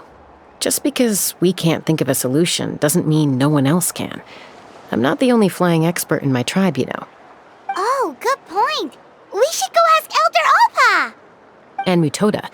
He was quite the flying ace back in the day, too. Let's head back and see what they suggest. Chaska, you're finally back. Things are getting really tense in the tribe. Have you made any headway with your investigation? Some people even think we arrested the merchants just to support the flying squad and crack down on the phlogiston wings. We found some promising leads, but there's a major obstacle standing between us and the irrefutable evidence we need. A relic from the Cinder City? So Ochkan's still managing to sow discord, even after all these years. An airborne workshop and a hot air balloon above the trial arena. And that's where you're trying to get to now? Neither phlogiston wings nor a kukusaur can take you that high up. Do you really think that's where T'Pol is hiding? You know what? There might just be a way. Really? Do you still remember those spouts in the arena? When they were all blocked, the gaseous phlogiston was trapped and unable to flow. But now, it's flowing freely. If we were to block them up again... You mean all of them except the one at the very top of the arena? To build up the pressure there? Precisely.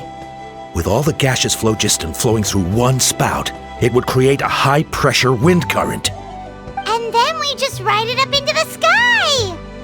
Yes, it has its risks, but with Chaska's abilities, I think she could manage it. It's an extremely risky approach, but I agree that it's feasible. If you want to give it a try, check with Inkanak at the trial grounds. She can explain how to block the spouts. Chaska, if anyone has a hope of seizing this evidence from the high heavens, it is you.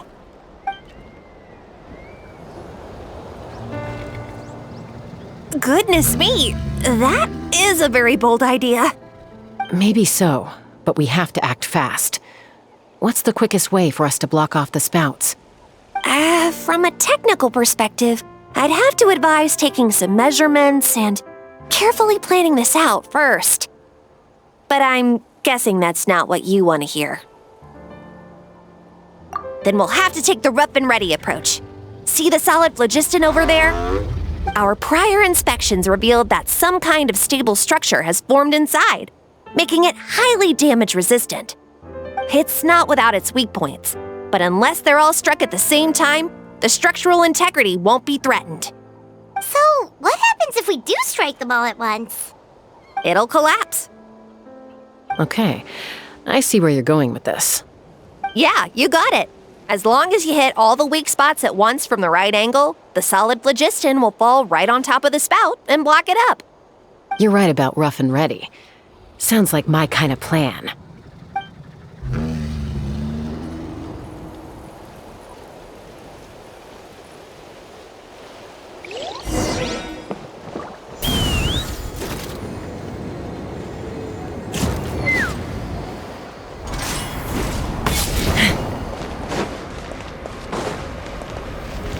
Take me up! Bullseye! Coming in.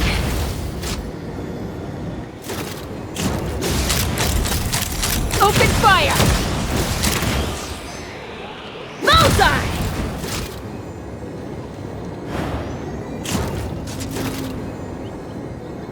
Look! There's a chunk of solid phlogiston right over that spout!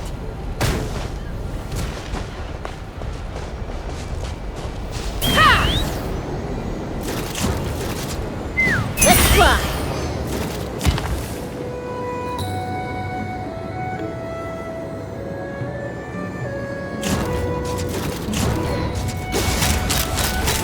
Open fire!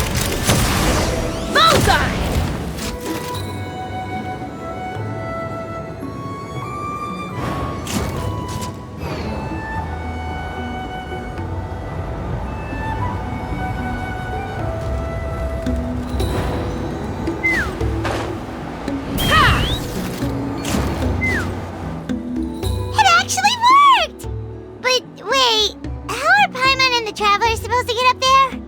Koya can give you a lift. She's actually been following us this whole time.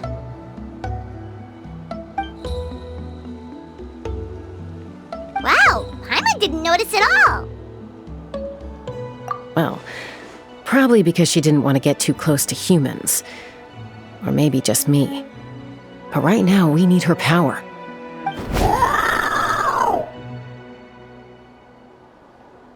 Whoa, you didn't even have to summon her!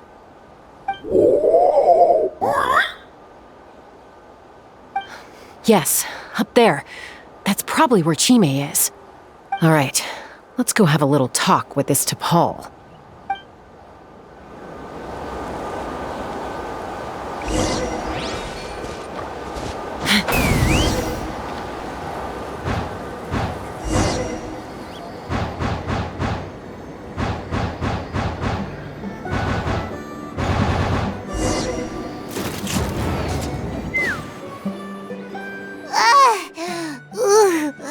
Paimon's never flown that fast before.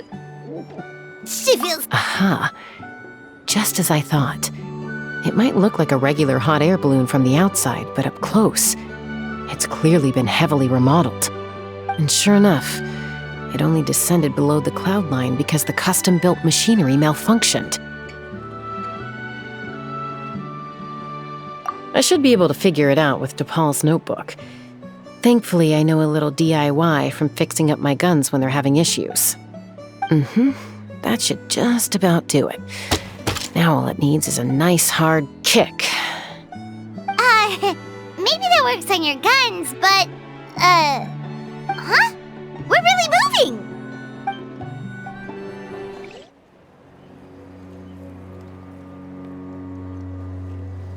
Here it is! The workshop in the sky! Oh, you gotta see it to believe it. Makes you wonder why T'Pol even bothers with phlogiston wings when he has tech like this.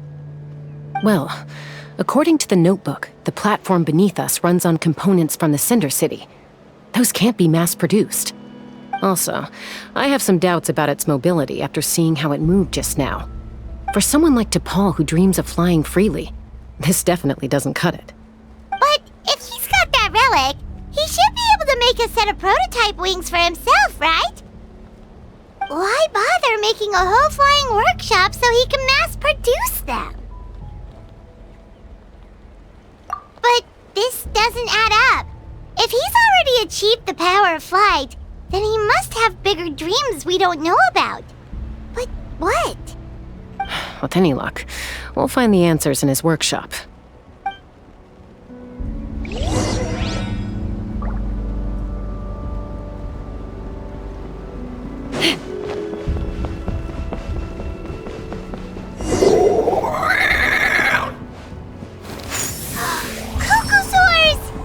Like the merchants were right. T'Pol's using them for his own ends. I'll bet that mechanism on top of the cage opens the door. Let me give it a try. Focus fire!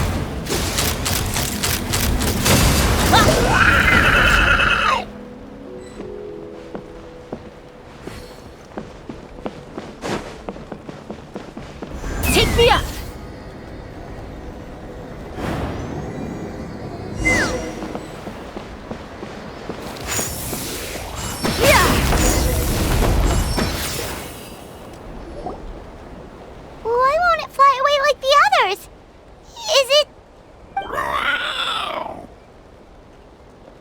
She's still breathing, but barely.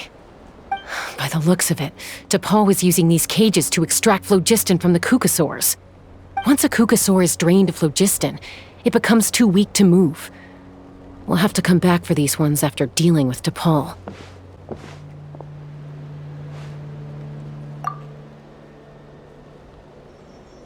Let me see. Looks like a record of his phlogiston research. Log number 330. With the support of... I was finally able to launch the airborne workshop. Even though it relies on the relic for 80% of its power supply, I've at least taken the first step. Log number 348. Research on the relic is progressing well. I should be able to replicate the technology and scale up production very soon. Has proposed a name for this groundbreaking invention, the phlogiston wings. I think I'm getting close. Soon I will achieve my dreams. Log number 377. Encountered some issues with the new smaller model phlogiston wings. The gaseous phlogiston showed some volatility during the refinement process. Thinks we should proceed at a more cautious pace with the refinement experiments. But after so many past failures, I have to prove that I will succeed this time. Log number 114. Ran an experiment using kukusaurs to refine gaseous phlogiston. It was a success. Log number 117. I've started recruiting merchants and hunters to capture wild kukusaurs. Log number 121. Major breakthrough in the efficiency of phlogiston yield. Huh? So many parts have been crossed out! Yeah, probably the contact he alluded to in his other notebook. Guess he has a benefactor. Did anyone else notice how the numbering system in this notebook suddenly changed halfway through? We haven't got time for textual analysis, I'm afraid. Grab the notebook and let's press on.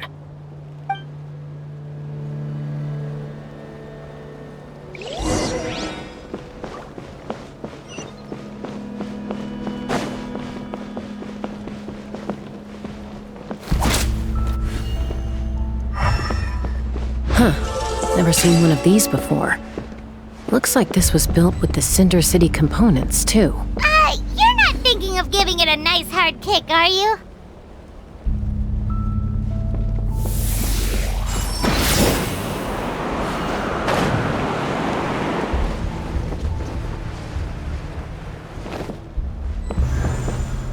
Let's fly!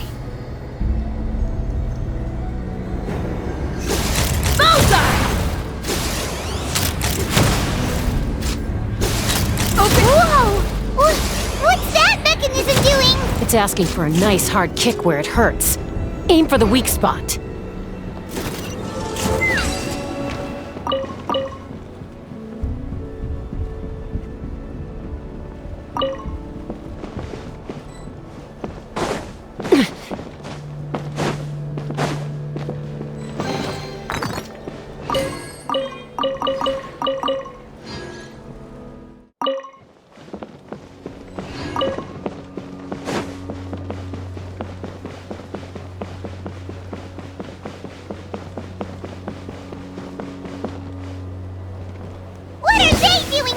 It's T'Pol's henchmen! He must have brought them here using the relic in his prototype wings. Watch out!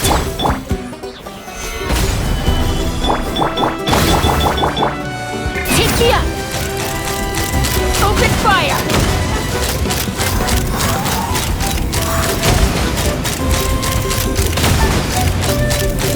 Open fire!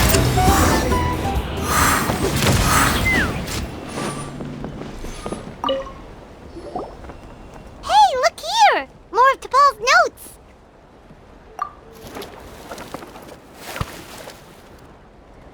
Log number 403. Introduced me to some new comrades who fully support my ideas. I told them that some Saurians are blessed with wings, and some people with natural gifts, while the less fortunate among us can only look on longingly as they seize the skies. But I also told them that progress can erase individual differences. Think of the tools humanity has made to fight back against wild beasts. The law we have put in place to even the playing field between the strong and the weak. I promised them that our research will be the new frontier of human progress. With our phlogiston wings, the power of flight will no longer be for a select few to enjoy. Imagine a world where the skies are for all to share. I only hope that when we finally achieve this goal, we'll be proud of me. Imagine a world where the skies are for all to share. Yes, what a wonderful world that would be. If only it were possible. We could respond faster, and so many tragedies could be prevented. But T'Pol, what about the Saurians you're draining dry of phlogiston? You're not sharing the sky, you're stealing it! Bad move. I won't let you get away with it.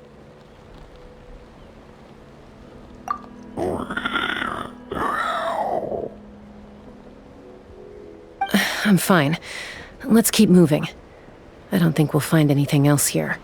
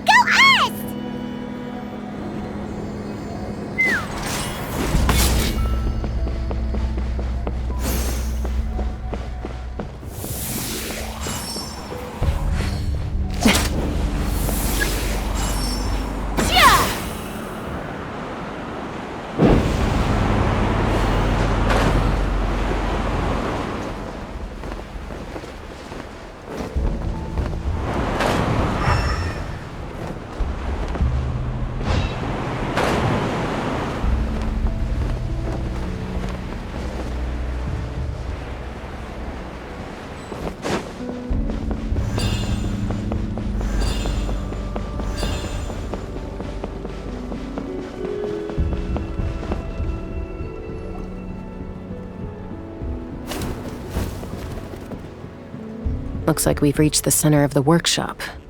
And still no sign of Koya's baby!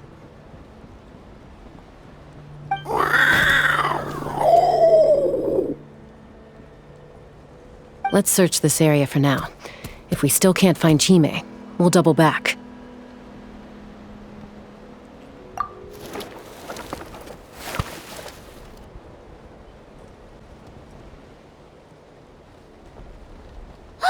Chaska, Traveler, come quick! What is it? Did you find Chime? Not yet, but look! It's another one of T'Pol's notebooks! All right.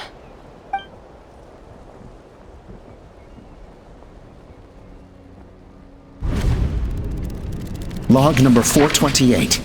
We decided to restart the experiments on phlogiston refinement, but without telling. This is the final obstacle to the success of the Phlogiston Wings project. We cannot fall at the last hurdle. Log number 436. Earlier today, suggested using cucusaurs as an intermediary to extract refined phlogiston. It's certainly feasible, but... Anyway, as long as our secret experiment succeeds, I'm sure won't bring it up again. Log number 443. We will conduct the experiment tomorrow. But birthday is coming up, so hopefully we'll have a birthday surprise for her. Log number 444. Huh? Why is this log empty? I guess whoever wrote down the log number was prevented from recording the results.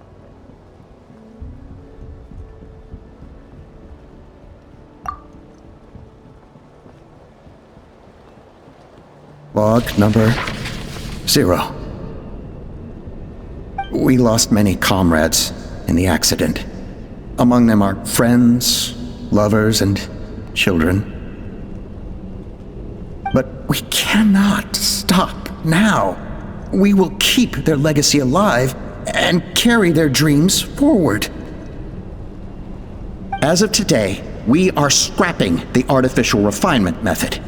Instead, we will focus all our efforts on phlogiston extraction from live cucusaurs. They are arrogant beasts whose existence in the wild serves no one but themselves. Their true worth lies in their sacrifice for the sake of human progress. To facilitate our operations, we will gradually move the airborne workshop closer to the Flower Feather clan, even as we continue to expand it. All this we do to create a world where the skies are for all of humanity to share. All this we do to make T'Pol's dream a reality. Given the way this is written, not to mention the fact that the numbering has started over from 0, it kinda sounds like this is someone new. Does that mean that T'Pol's already... There's also a letter tucked in the end of the notebook. It's from Puma.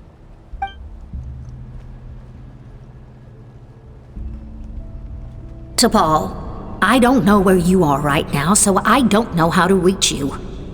My best bet is to send this letter to the Flower Feather clan. Your father is gravely ill. Oh, I know we've had our differences in the past, but he is still your father. Won't you come and visit him? Please. I know you never liked him and cared even less for me. All you ever yearned for is the sky and your birth mother. But we'll still be waiting here for you if you do come back. This may be the last chance you'll get to see your father. So Puma's not T'Pol's real mom? Huh. Well, she did say he never called her mom, but I'm gonna assume she was just venting. We know that T'Pol's father passed away quite recently, and this letter looks recent. By contrast, the writing in this notebook is old and faded. It looks like the real reason T'Pol didn't attend his father's funeral is because he'd long since passed away himself. If we ask ourselves why this letter was sent to the Flower Feather clan, why T'Pol always yearned for the sky, and how he got his hands on a relic from the Cinder City, it all points to one answer. That's right. T'Pol was my child. He was born during my days as a wingless wanderer. His birth gave me new hope. I wanted to become the kind of mother who spent her days as a valiant rider, soaring the skies. Not an aimless, wingless nobody. But his father wanted to settle down, to give his child a safe, sheltered life in his tribe. We fought about it constantly, until the love we once had for each other was gone. He started a new family, with another traveler who was also looking to return home. And I went back to the Flower Feather clan, alone. Alba? I had no idea that despite being raised among the children of echoes, my child still harbored dreams of the skies. Can you imagine, Chaska? The joy and surprise I felt when he showed up at my door, asking to join the flying trials. Or how proud I was when he said he wanted to prove his own worth, rather than relying on my position as elder. And then the anguish that overcame me when he was rejected by the Kukusaurs and became wingless, just as I had after my injury. You've got a lot of nerve showing your face here. Don't take this the wrong way, Chaska. I'm not here for a fight. I just want to talk. Isn't that your preferred way to resolve things? I trust you've learned of T'Pol's wish on your way here. A world where the skies are for all of humanity to share. If only his dream can be realized, no one will ever have to lose their wings again. Our aerial prowess will be greater than ever before. War will never again come at such a great cost. The loss of Koichi is a tragedy that need never be repeated. So tell me, Chaska, do you really wish to see the phlogiston wings forever grounded and gathering dust? Nothing you've said excuses all the conflict you've caused. You mean the argument back at the tribe? It was a necessary measure. Sometimes this is the only way to accelerate the pace of progress.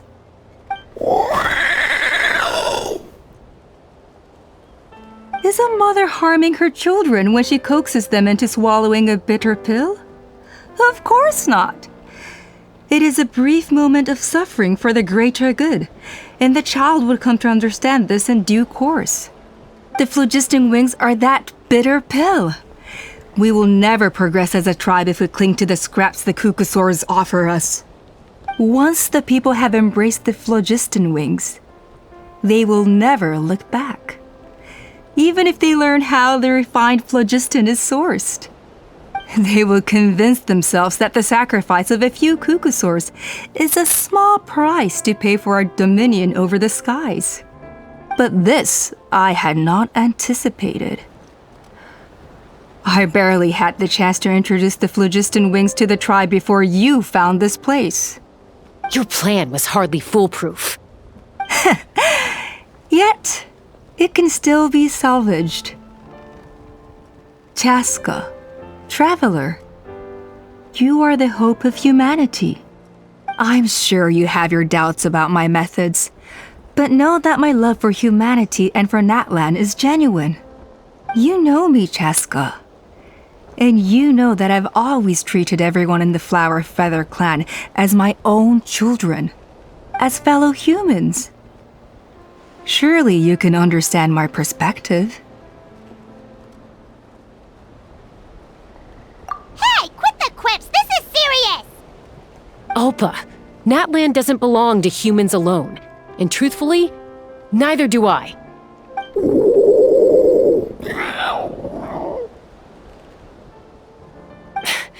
How many times has the Abyss invaded Natlan now? And yet despite how much stronger it is than us, Natlan still stands as a nation of humans and saurians. Peace imposed by force will crumble in a matter of days, because social bonds are what hold a civilization together. Weren't you the one that taught me that? And yet you would break the bond we share with our Saurian companions to take more power for ourselves? That's as stupid as hacking your own arm off to use it as a club. They are wild beasts, driven purely by instinct. How could they possibly understand human social bonds? Ugh, how did someone like her ever become a writer? Ha! You overestimate them. They bow to the strong and shun the weak. That's all there is to it. They never gave Tepal a second glance when he was at his lowest, nor me when I returned injured from the Cinder City. It's all about survival of the fittest for them. Plain and simple. They obeyed me once I proved myself stronger than them, but the moment it serves them better, they'll abandon me in a heartbeat. You're wrong, Alpa. They only reject the wingless because they don't want to fly anyone to their death. Chaska, I will promise you this. Only the unruliest wild cucusaurs will be used for phlogiston extraction. The ones who have nothing else to offer to humanity. Well, that's too bad, because I know a few unruly wild cucusaurs who don't think that idea is gonna fly. Namely my mom, my sister, and me. And the others? To us, they're friends, family, even children. So if you want to put any of them in one of your cages, you're gonna have to go through us. Is that right? I knew you might be difficult to convince. Maybe this will change your mind.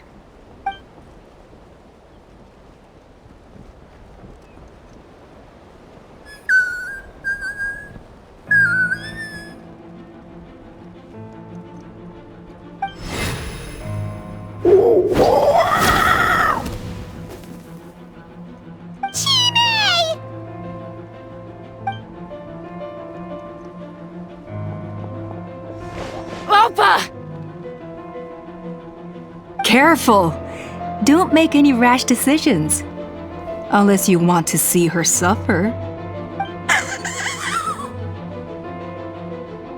Oh no, that's one of the extraction cages! I told my subordinates to take control of the tribe while I was away. Luckily for them, our strongest warrior and our most powerful ally aren't there to stop it. Take control? What are you planning to do with Mutota and his supporters? Merely accelerate their inevitable downfall. They cannot stand in the way of progress forever. It is not the move I wish to make, but I'm afraid you and your friends force my hand. And since you insist on imposing me too, I have no choice but to keep you here until the dust has settled. So that's what you meant by I just want to talk. You never intended to negotiate. You just wanted to stall us. No, Chaska. I genuinely hoped I could win you over. You are the strongest warriors we have. Put down your weapons, and I promise you that no harm will come to this young Saurian. I just need you to stay here for the next couple of weeks or so, while my people consolidate their power. Then, I will give her back to you, and you'll be free to leave. As long as the majority supports our vision, even the Pyro Archon cannot meddle in our internal affairs.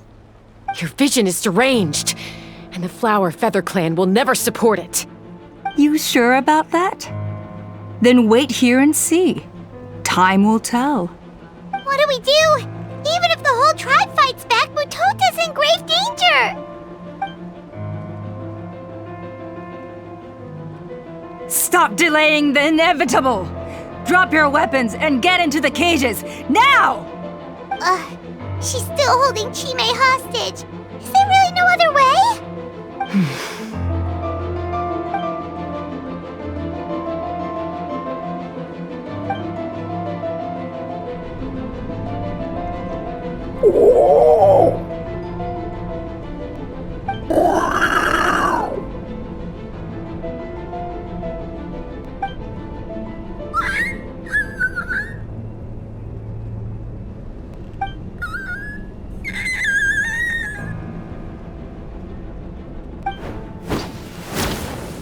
Koya? Huh? What are you yapping about? Stand down. Drop your weapons, now! This instant! Ah! Ah! No! The relic!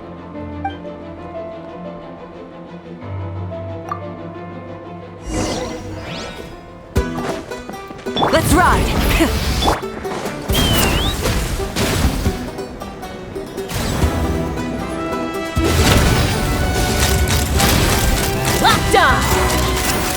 Give up hope!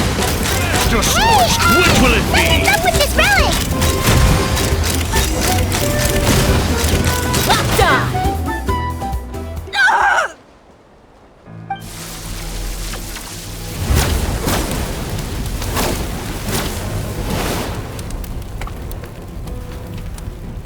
No! What is she doing? She'll bring us all down with her! But why? We stabilized the relic! Maybe it got damaged in the fight. If we don't think of something fast, this whole workshop is gonna fall apart. No. They're directly beneath us. My beloved tribe!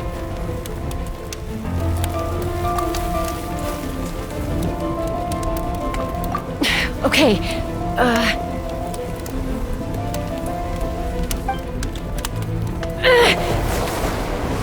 it's too powerful. This ain't a toy like last time. I don't think I can just throw it aside.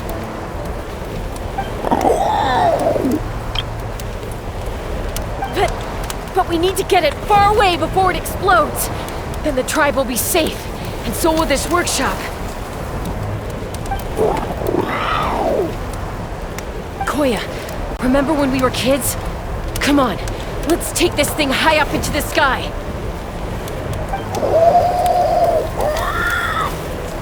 Don't worry, I know I can get rid of it before it explodes.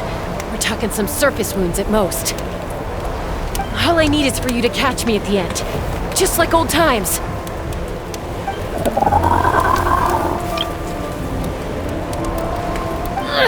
I can't hold it back anymore. We have to go. Don't be insane! Alpa! What are you... You're a fool, Chaska! Why would you choose such a risky solution? We cannot entrust the safety of our tribe to this wild Saurian! I'm the fool! You really think you can stand a better chance than me? Sure, it may be asking too much for an ex-wingless to escape the blast radius in time. But I can fly it a safe distance away, even if it's the last thing I do.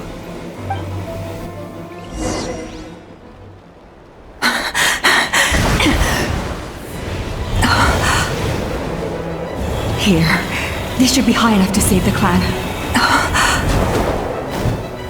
What? You don't get to die a hero today.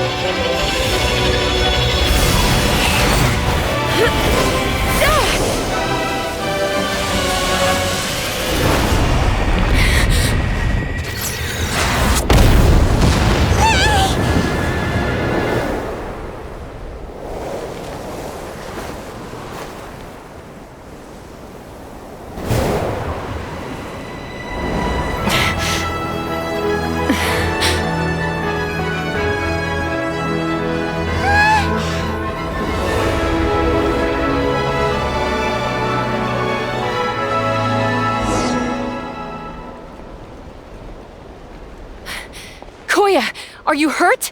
Let me take a look at you. What do you mean, I'm fine? Didn't I tell you to catch me on your back? Why did you try to shield me from the blast?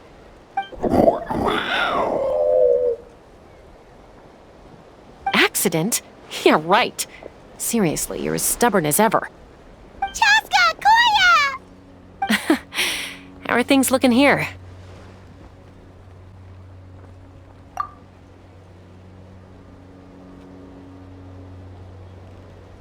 I think that's putting it mildly. I owe you one. Again.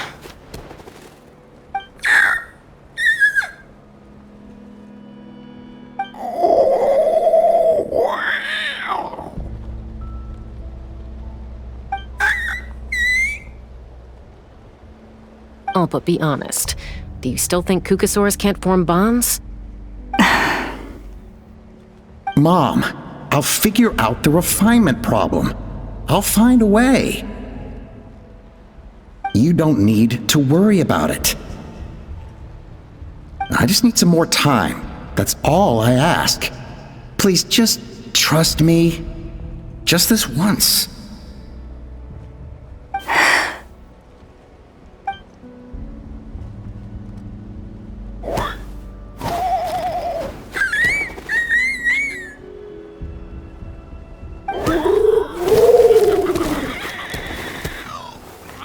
The Flower Feather clan yield to the strong. And it's up to the winners to define what strength means. So it looks like it's my turn to yield.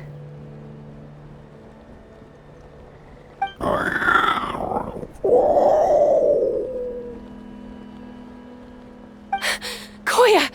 Koya!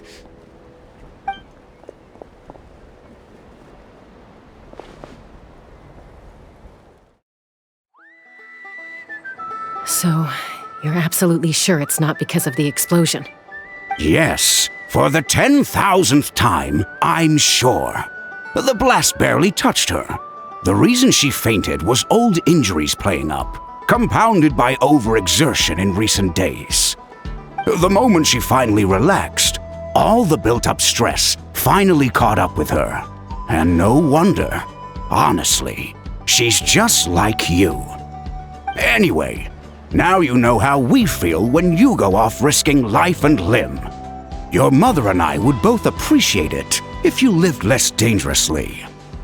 You know she wrote to me from the Masters of the Night Wind, just to scold me for not doing enough to keep an eye on you. If she wasn't so busy with work, you can bet she'd come back here and chew us both out in person. I'll find an opportunity to apologize to her.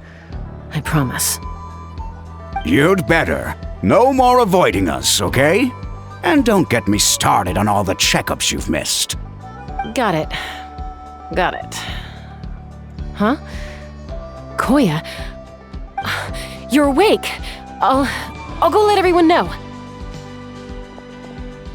Hey, but we're not done talking. What are we gonna do with her, Even after everything that's happened, she still hasn't figured out how to start the conversation with you. She keeps saying, I don't think Koya has forgiven me yet. But if you ask me, she's the one who's scared to open up and have an honest conversation. For all her confidence, she's a very sensitive soul underneath.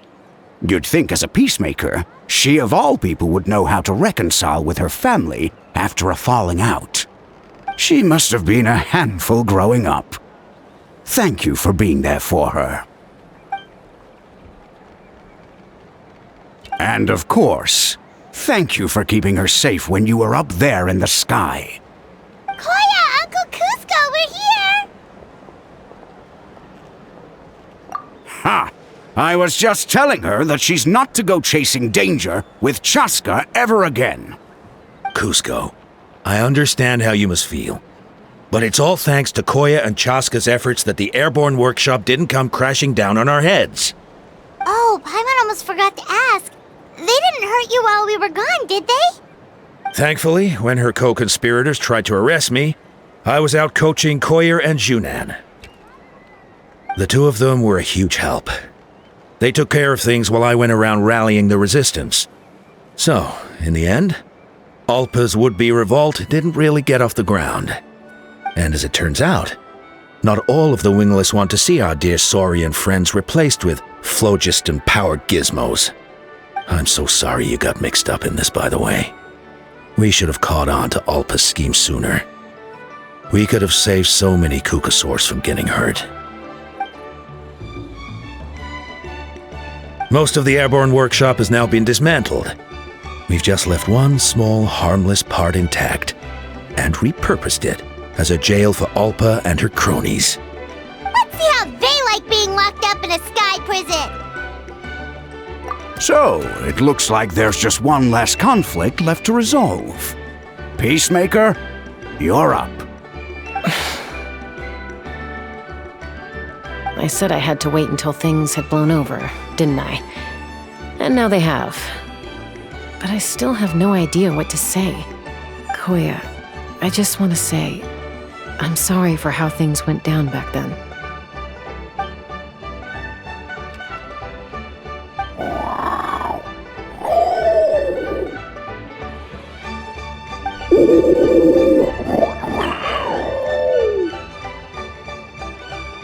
Huh?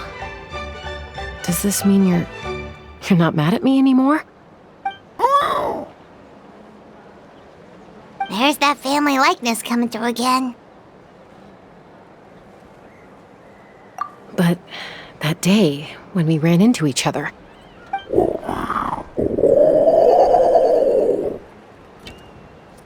Huh? So then, when did you finally make your peace with it?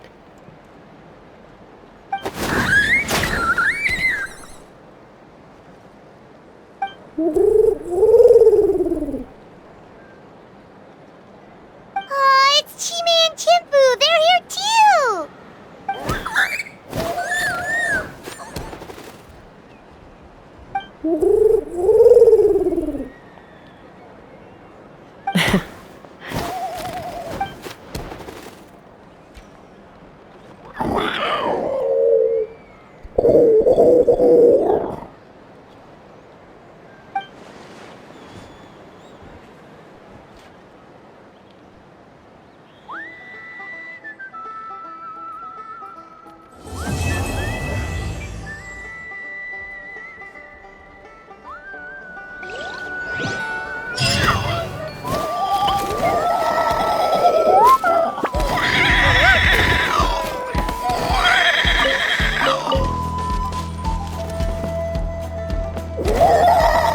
We're way behind schedule.